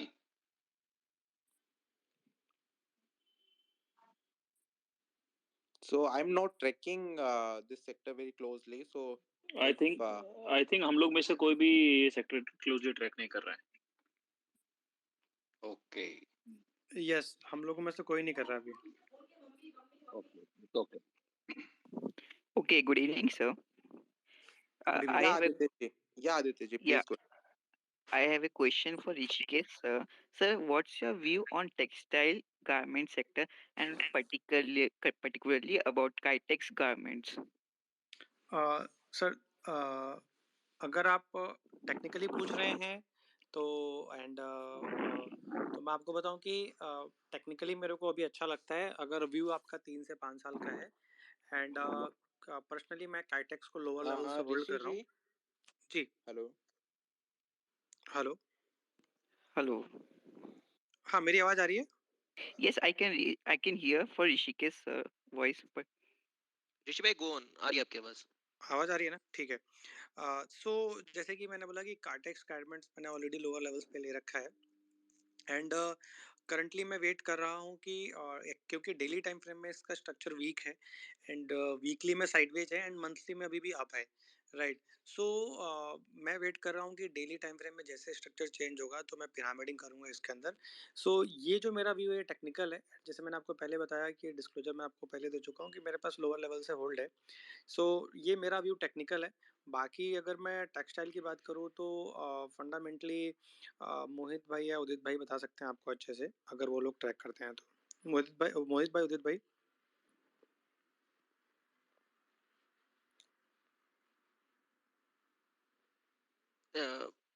First of all request to everyone कि कोई भी stock specific मत जाइए, क्योंकि stock के बारे में कुछ भी बोलना, people take it as a recommendation. तो आप सेक्टर स्पेसिफिक पूछिए। टेक्सटाइल सेक्टर में मेरा व्यू ये है कि टेक्सटाइल सेक्टर बहुत अच्छा ऑलरेडी कर चुका है। आने वाले टाइम में भी इस टेक्सटाइल सेक्टर अच्छा कर सकता है, क्योंकि इंडिया एक ऑल्टरनेटिव सोर्स बन रहा है यूएस के लिए और यूरोप के लिए इन टर्म्स ऑफ टेक्सटाइल। तो यहाँ पर भी आपको स्टॉक स्पेसिफिक रहना है कि जिस भी कंपनी का एलोकेशन प्रॉपर है, जो भी अपना कैपिटल एलोकेशन प्रॉपर करते हैं, उन्हीं स्टॉक पे आपको नजर रखनी है। क्योंकि टेक्सटाइल में ज्यादातर कंपनी क्या प्रॉब्लम फेस करते हैं कि वो अपना एलोकेशन डेट ज्यादा ले लेते हैं या मिसमैनेजमेंट कर देते हैं एलोकेशन में, और फिर वो डेट रिडन कंपनीज हो जाती हैं और बहुत साल तक वो स्ट्रगल करते रहते हैं। तो बहुत सारी कंपनीज ऐसी हैं जिन्होंने अपना प्रूडेंट कैपिटल एलोकेशन करा है और वो लगातार ग्रो करी हैं। अब as a alternative source India बन गया है, like Vietnam is alternative source, India is alternative source. तो जो भी कंपनी अपना कैपिटल एलोकेशन अच्छा करेंगी टेक्सटाइल में, मुझे लगता है आने वाले 3-5 साल में वो कंपनी अच्छा करेंगी। okay, sir. Thank you. Hello sir, good evening yes everyone. Pankaj ji, please go ahead. Sir मेरा एक क्वेश्चन है कि मतलब व्हाट इज द रीजंस कि शुगर जो है आज सडनली इतना डाउन हो गया। सो अगर टेक्निकली कुछ तो ऐसा सिम्टम तो दिख नहीं रहा था, कोई साइन दिख नहीं रहा था कि वो डाउन जाएगा सडनली आज। क्योंकि वॉल्यूम्स तो और डे के कंपेयर में ज़्यादा था स्टडी के डेट में, तो कुछ इनपुट देंगे सर, क्या रीज़न था ओनली? ऋषि भाई, मोहित भाई, आप शुगर पे कुछ अपना व्यू देना चाहेंगे? देखिए, टेक्निकली मैं अपना व्यू ऑलरेडी दे चुका हूँ। मेरे पास बस एक रेनुका था जो मैंने लोअर लेवल्स पे लिया हुआ था, एंड उसके बाद मैंने अराउंड 60 रुपीज़ के आसपास मैंने ऑलरेडी आप लोगों को भी शेयर किया था कि मैंने ऑलरेडी मतलब बहुत ही ज़्यादा एलोकेशन कम कर दिया है। अभी ट्रैकिंग क्वांटिटी है मेरे पास, एंड मैं वेट कर रहा हूँ एक डीप का, मेजर डीप का। अगर वो आता है तो मैं फिर एलोकेशन बढ़ाऊँगा, नहीं आता है तो मैं दूसरा कोई अपॉर्चुनिटी देखूँगा। तो टेक्निकली अगर मैं बताऊँ तो मतलब मेरे को अभी रिस्क रिवॉर्ड रेशियो फेवरेबल नहीं लग रहा है मेरे सेटअप के according. But one of my friend जो शुगर सेक्टर को मतलब वो बचपन से देखते हुए आ रहे हैं, क्योंकि उनकी खेती का काम है, एंड वो गन्ने वगैरह पे जब मतलब खेती ज़्यादा करते हैं तो शुगर मिल उनका आना जाना लगा रहता है। तो उन्होंने मेरे को बोला कि मतलब फर्स्ट टाइम ऐसा हो रहा है कि किसान को पेमेंट ऑन टाइम मिल रहा है, जो कि पहले 12 मंथ 15 मंथ 2-2 साल तक वेट करना पड़ता था, एंड रेट्स भी अच्छे मिल रहे हैं। तो अगर हम बात करें लॉन्गर टर्म के लिए, तो मैं लॉन्ग टर्म के लिए तो मैं बुलिश हूँ, बट अगर आप मुझसे शॉर्ट टर्म के लिए पूछेंगे अगले 1-2-3 महीने के लिए, तो मैं वेट कर रहा हूँ डीप आने का। मुझे नहीं पता है कि डीप आएगा कि नहीं आएगा, बट हाँ, डीप अगर आता है तो मैं मतलब प्लान कर रहा हूँ कि कुछ सेलेक्टिव स्टॉक्स हैं जिस पे मैं अपना एलोकेशन फिर से बढ़ाऊँगा। सो मेरा यही है कि मैं आपको आज मार्केट क्यों गिरा, कल मार्केट क्यों बढ़ गया, आज क्यों स्टॉक गिर गया, कल क्यों बढ़ गया, वो बताना बहुत मुश्किल है, क्योंकि हम लोगों का उसमें कोई नीड्स नहीं है, हम लोग उस पे फोकस नहीं करते हैं, तो मैं उसके लिए माफ़ी चाहूँगा। सो शुगर सेक्टर का जहाँ तक बात है, मैं थोड़ा सा ऋषि जी के बात से डिफर करूंगा। आप मतलब उस पे छोटा छोटा व्यू बना के चलिए, क्योंकि शुगर आप सेक्टर देख लीजिए, वो काफी एक सिक्लिकल है और काफी एक गवर्नमेंट पॉलिसीज पे डिपेंड करता है सेक्टर। तो यहाँ पे फार्मर को पैसा चाहिए, बट क्या कंपनीज पैसा बना पाएगी, आपको उस पे फोकस रखना चाहिए। तो फार्मर तक पैसा बनेगा। और इवन जब भी कोई पॉपुलिस्ट बजट आता है इलेक्शन ईयर के पास में, तो हमेशा फार्मर्स को बेनिफिट मिलता है, ना कि शुगर कंपनीज को। बट शुगर तब से फ्लेवर में आया है जब से ये इथेनॉल का पूरा थीम चला है। सो आई थिंक शुगर को आप बहुत ही कॉशियसली वैसा व्यू कीजिए। शुगर कोई नॉर्मल सेक्टर की तरह नहीं है, उस पर काफी पॉलिसीज का इफेक्ट पड़ता है। और उसमें अभी आप देखेंगे मेन जो रैली आया है, चालू हुआ है, वो इथेनॉल का जो थीम है उसके बाद में है। तो शुगर में आप छोटा छोटा व्यू बना के चलिए, थोड़े बहुत रैलीज आते हैं, उनसे एक्साइटेड हो जाते हैं। बट आप अपना व्यू बना के चलिए, वैल्यूएशंस भी देखिए, क्या आगे आपको लगता है पॉलिसी स्टांस रहेगा, उसके अकॉर्डिंग अपना व्यू बनाइए। Okay sir, thank you. बिल्कुल, बिल्कुल। एथेनॉल की वजह से ही, जैसे कि हम लोगों को जो भी 2-3 शुगर स्टॉक में हमने पैसा डाला था, तो एथेनॉल की स्टोरी के बाद ही उसमें पैसा बना, नहीं तो उससे पहले हमने शुगर में कभी पैसा नहीं बनाया था, एंड उससे पहले ट्रेंड भी कभी चेंज उसका मेजरली नहीं हुआ था। और जैसे कि हमने आपको पहले बताया कि डे टू डे मोमेंटम हमारे कंट्रोल में नहीं है, हम उसको मतलब कभी ऑब्जर्व नहीं करते हैं। इवन आपके और हमारे कंट्रोल, किसी के कंट्रोल में नहीं है वो, जैसे मैंने बोला बड़े प्लेयर्स के कंट्रोल में है। तो वो उस पे अपने को मतलब स्टडी करना और टाइम देना एक तरीके से वेस्ट ऑफ टाइम है, नॉट अस, सबके लिए मैं कह रहा हूँ, राइट। बाकी जो लोग इंटरडे प्लेयर हैं या जो चीज़ों को देखते हैं रेगुलरली, उनकी बात मैं नहीं कर रहा हूँ। बट हाँ, अगर आप एक फंडामेंटल पॉइंट्स को देख रहे हैं एंड डेली मोमेंटम आप सोच रहे हैं ऑब्जर्व करने की, तो वो थोड़ा सा गलत तरीका होगा। टेक्निकली अपन पकड़ सकते हैं जो लोग इंट्राडे वगैरह देखते हैं, बट फंडामेंटली हम पॉइंट्स को देख के अगर हम डेली के मोमेंटम को पकड़ना की कोशिश करेंगे तो वो एक गलत तरीका होगा। Okay sir, thank you so much. Thank you. So already काफ़ी सारे हैंड रेज अभी भी हैं, हम कोशिश करते हैं कि 15 मिनट और भी सेशन करेंगे, हम मैक्सिमम 15 मिनट, एंड उसके बाद सेशन को अपन कंप्लीट कर देंगे, क्योंकि already I think 50 plus request already पड़ी हुई हैं हमारे पास। सो जितना हम कोशिश करते हैं लेने की उतना ले लेते हैं, एंड उसके बाद अपन फर्दर नेक्स्ट बिल्कुल वीक प्लान करेंगे सेशंस का।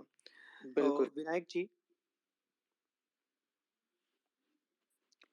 विनायक जी। Hello. Yeah. Ji Vinayak ji. Thank you very much for this session. Very informative. So we have discussed IT, railways, defense. मुझे दो तीन सेक्टर्स जो अच्छे लगे हैं और आगे वाले दिनों में आने वाले दिनों में भी अच्छा करने वाले उदित जी ने बताया एक कंजन अशोक जी ने बताया defence sector. One thing I would like to highlight is one sector which we have not discussed, and that is capital goods. Capital goods or engineering sector, I think considering India's growth plan, 5 trillion economy, so goods or engineering sector will play a very major role in achieving this goal. और इसका जो proxy play होगा वो electrical power companies होगी, क्योंकि जब जब कभी आप इकोनॉमी 5 ट्रिलियन के करीब लेके जाओगे, one of the fundamental things that you will need is power. So whether it is power generation, power transmission, या even electrical equipment companies हो, switchgear हो, transformers हो, या power system equipments हो, they will all do well. So मेरे हिसाब से capital goods, engineering और electric power ये कंपनियों पे अगले 3 से 5 साल के लिए बहुत ज्यादा फोकस करना पड़ेगा. और why electrical power companies also, क्योंकि फुल जो ईवी का इकोसिस्टम है उसके लिए तो one of the basic criterias will be. So that is my input. इसमें अभी जैसे हम लोग देख रहे हैं कि public sector undertakings. Vinayak ji, we respect your views, but if you have any question, because हमारे पास अभी भी more than 30-40 request है, तो आपका कोई भी क्वेश्चन है प्लीज आप अगर वो पूछ सकते हैं. My question to you was about electrical power companies only. So ये सेक्टर में would you focus on power generation companies, power transmission companies, or electrical accessory companies? Which one would you prefer in this sector? So first of all, आप देखेंगे अभी RDSS का scheme के बारे में आप पढ़ेंगे, तो वो करीबन 3 लाख करोड़ का गवर्नमेंट स्पेंड कर रहा है पूरा इस इलेक्ट्रिकल इंफ्रास्ट्रक्चर को डेवलप करने में. बट वो जो स्पेंडिंग है वो डिस्कॉम को करना होगा. तो डिस्कॉम को इनडायरेक्टली फाइनेंस कौन करता है? REC PFC. तो जो फाइनेंसर है आप उनकी तरफ भी देख सकते हैं. और जो भी ये स्कीम है इनसे डिस्कॉम्स का ही प्रोफाइल सुधरना है, बैलेंस शीट सुधरना है. तो इनको जो भी फाइनेंस करते हैं उनका भी धीरे धीरे बैलेंस शीट सुधरेगा, जो उनके एनपीएस काफी बढ़ गए थे. तो ओवरऑल आप पूरा जो इकोसिस्टम देखते हैं तो उनका ही सारा नंबर्स इंप्रूव होगा. बट आरडीएसएस का आप बात करते हैं 3 लाख करोड़ का स्कीम है, जिसमें से 50% सिर्फ स्मार्ट मीटर्स और उस इकोसिस्टम के लिए है. तो ऐसी कंपनीज में भी आप देख सकते हैं. बट अल्टीमेटली बात वहीं पे आ जाती है, जो भी कंपनी गवर्नमेंट के साथ में काम करती है उसका कैश अटकता है. उसको प्रॉफिट दिख जाएगा, आपको बॉटम लाइन दिखता है, बट वो कैश में कन्वर्ट नहीं होता है. क्योंकि गवर्नमेंट से आप बिजनेस करते हैं, आपके रिसीवेबल्स हमेशा हायर साइड पे रहते हैं. तो इस केस में जो एसेसरीज के जो आपने बोला इंफ्रा एंसिलरी वाले हैं, वो अच्छे खासे काम कर सकते हैं, अच्छा खासा वो आगे परफॉर्म कर सकते हैं. बट अगर आप उनमें भी देखते हैं, आप सीजी पावर जैसी कंपनी को देखिए, हमारा कोई इन्वेस्टमेंट नहीं है, कोई मतलब रिकमेंडेशन नहीं है. सीजी पावर जैसी कंपनी को देखते हैं तो वैल्यूएशन वाइज वो काफी चढ़ चुका है ऑलरेडी. तो मार्केट ने ये थीम है काफी पहले से डिस्कवर कर रखी है. तो इनमें आपको बहुत ही सिलेक्टिव पॉकेट्स में देखना पड़ेगा, क्योंकि बॉटम लाइन आपको दिखेगा कंपनीज में, बट वो कैश कन्वर्ट होता ही नहीं है. क्योंकि आपका 6-7 महीना 10 महीना पेमेंट आने में लग जाता है गवर्नमेंट तक. तो वो सिर्फ आपको बुक्स में दिखते हैं नंबर्स, जबकि वो असल में कैश आता नहीं है आपके पास में.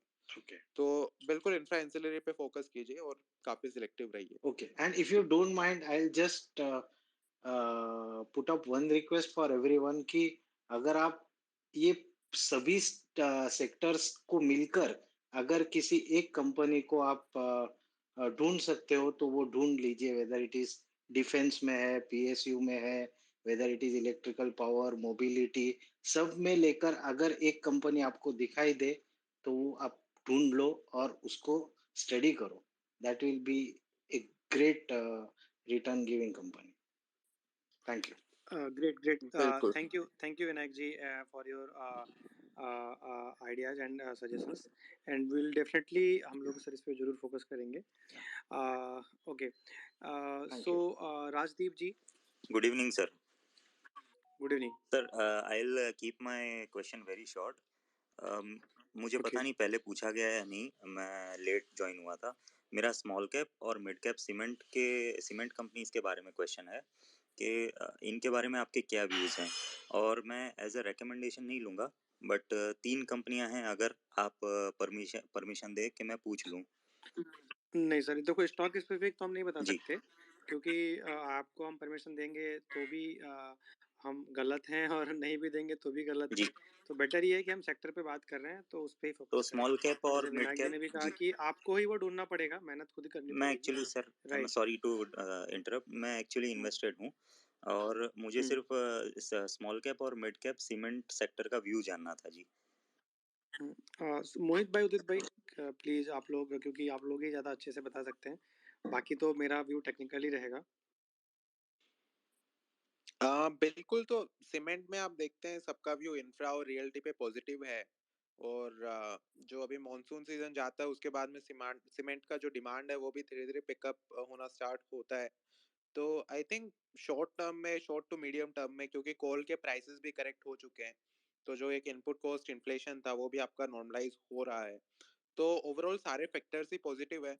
अब थोड़ा सा अगर आपको डिमांड में अपटिक दिखने को मिल जाए, क्योंकि एक तरफ से हम देख रहे हैं कि इंफ्रा रियल्टी सब अच्छा चल रहा है अभी, बट जो भी नए प्रोजेक्ट्स आएंगे उनको जब फंडिंग का नीड होगा तो इंटरेस्ट रेट ऑलरेडी काफी हायर लेवल्स पर है। तो वो हमें एक चीज देखना पड़ेगा कि डिमांड क्या हायर लेवल्स पे स्टे करता है कि नहीं। अगर डिमांड उन हायर लेवल्स पे रहता है, डिमांड में आपको अपटिक दिखता है थोड़ा भी, तब जाके आप सीमेंट के स्टॉक्स में लीजिए, क्योंकि अभी आपको सिर्फ वैल्यू दिखेगा। अभी सीमेंट के स्टॉक्स में आपको वैल्यू काफी अच्छा दिखेगा, बट ग्रोथ क्या आएगा वो एक सबसे बड़ा क्वेश्चन है। क्योंकि जब भी इंटरेस्ट रेट्स आपके साथ साथ में बढ़ते हैं तो यहाँ पर गवर्नमेंट का एक पुश चाहिए इंफ्रा को, क्योंकि इंफ्रा को कैपिटल कैपिटल इंटेंसिव सेक्टर है, और जो भी कैपिटल इंटेंसिव सेक्टर होता है वो हायर इंटरेस्ट रेट एनवायरनमेंट में थोड़ा सा स्ट्रगल करता हुआ दिखता है, जो कि इंडिया में अब तक हमें देखने को मिला नहीं है। तो उस चीज पे आपको बहुत नजर रखना पड़ेगा कि आपको थोड़ा सा डिमांड में अपटिक दिखे। जो ये अभी सिनारियो है पूरा हायर इंटरेस्ट रेट का, अगर इसमें भी अपटिक दिखता है तभी जाके सीमेंट में पोजीशन बनाइए, भले ही 10-15% ऊपर जाके पोजीशन बनाइए। बट जब जब आपको थोड़ा सर्टेनिटी हो कि अभी वॉल्यूम्स पिकअप करना स्टार्ट हो जाएगा, तब जाके आप पोजीशन लीजिए उनमें। Sir thank you very much. एक मोहित जी, एक लास्ट था, इसमें जब वॉल्यूम्स पिकअप होगी उसको कैसे आइडेंटिफाई करेंगे सर? वॉल्यूम्स आपको नॉर्मल आप डीलर चेक कीजिए। जो भी जैसे आप राजस्थान में कंपनीज देखते हैं किसका बिकता है, श्री सीमेंट का डीलर चेक कीजिए आप कि डीलर की तरफ से कितना वॉल्यूम पिकअप हो रहा है। तो नॉर्मल आपको एक स्कटल बट वो करना पड़ेगा। आपको काफी रिपोर्ट्स मिल जाती है, जो काफी ब्रोकरेज रिपोर्ट्स होती है, उनमें आपको डेटा जो भी वो कलेक्ट करते हैं उनसे इंफॉर्मेशन मिल जाता है। और इवन क्वार्टरली प्रेजेंटेशंस में कंपनीज भी अपना गाइडेंस देती है कि उनको क्या दिख रहा है मार्केट आगे। तो ये कुछ है जिनसे आपको आइडिया लग सकता है। Sir thank you very much. Thank thank you Rajdeep.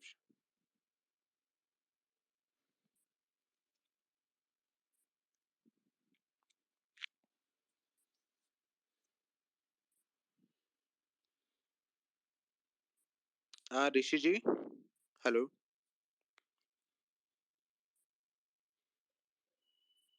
Udit, I hope my voice is Audible.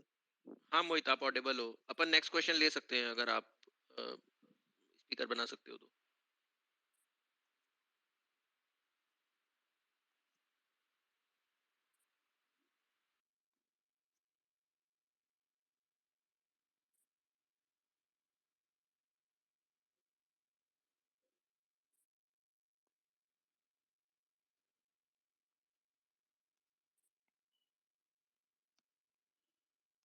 Hi guys. So two quick questions. As a lot of manufacturing activities coming out of China to India, so what are your views on the electronic equipments which are being made in India? Because we can see a lot of toys and other things, even iPhones made in India. And the second one is life insurance.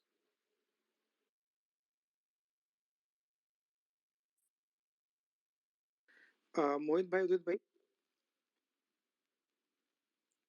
So yeah, Suraj, I think your question is on the shift from China to India in these specific industries, like you are talking about Electronics manufacturing, yeah. electronics And manufacturing. Yeah, cell we are phones currently seeing specifically. that Cell phone. cell Yeah. phones. Okay. So I think Dixon is already into that. They are manufacturing cell phones for Xiaomi and other Chinese companies. And now I think the Indian government is also very strict on these policies, like the imports which are increasing from China. So yeah, that is a structural change.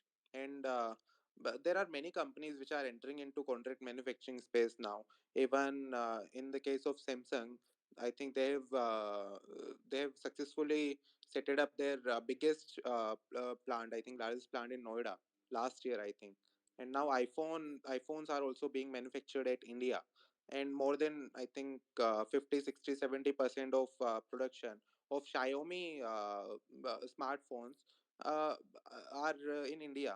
So they are manufactured by Dixon. So I think that change is there, and that is structural in nature as far as I can see. So I think that change is there. Great. And what about life insurance sector? So life insurance sector particularly, I'm not tracking that. Udit, any views on that? Uh, I can give the holistic view over life insurance sector. As a sector, sector will not go anywhere, but it's a very highly policy driven sector. So in past also you have seen that nobody has made a great return in this sector because यहाँ पे अगर return बनने लगते हैं तो government come in and they will change the policies and certainly पूरे sector का picture will change around.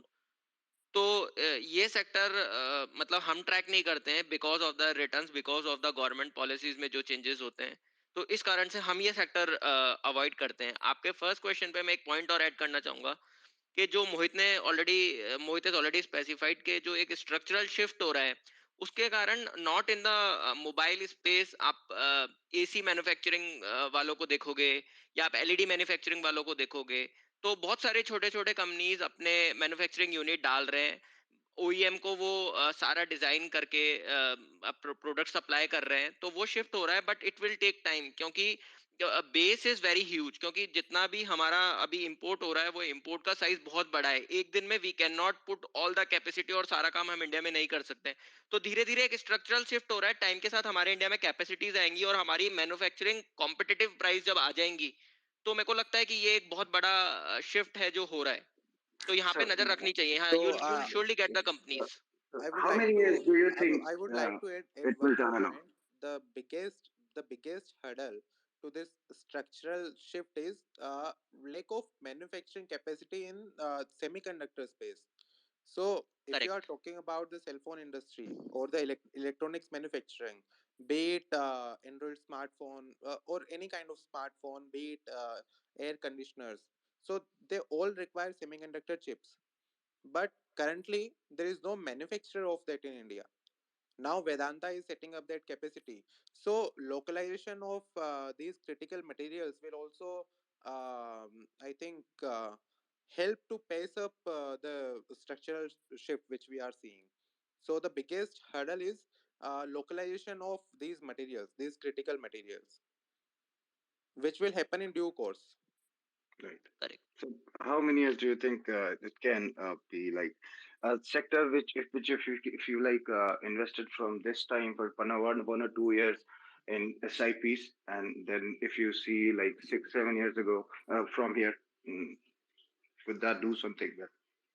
So, Suraj, I think we have already shared our views on the sectors. So, we have touched upon, I think, more than 5 or 6 sectors on which we are bullish, and where should you look at in those specific sectors. So, I think the recording will be available. You can go through it. So, we have touched upon the sectors like electric two wheelers, then auto ancillary, EV specific ancillaries, then pharma sector for next 2 to 3 years because valuations are reasonable. So we have already shared our views on that. Sure. Thanks. Yeah. Okay, so done for the day. and sooner we will do again these kind of spaces.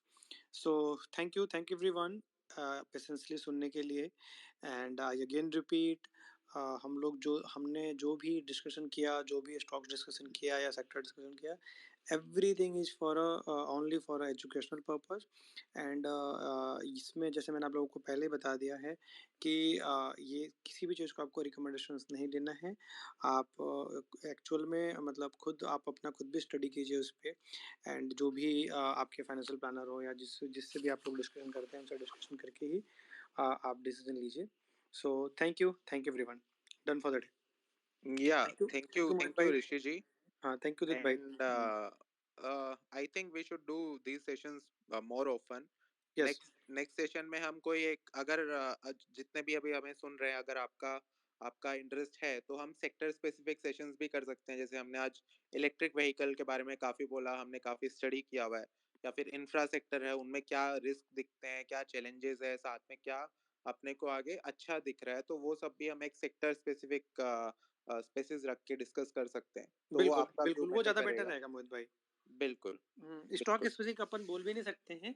सो अपने को अगर अपना experience share करना है सभी के साथ, so better ये है कि अपन सेक्टर पे बात करें। बिल्कुल हाँ, करेक्ट। बिल्कुल। Hmm, so okay, thank you to all thank you जो भी यहाँ पे आए हैं सुनने के लिए, सबका थैंक यू।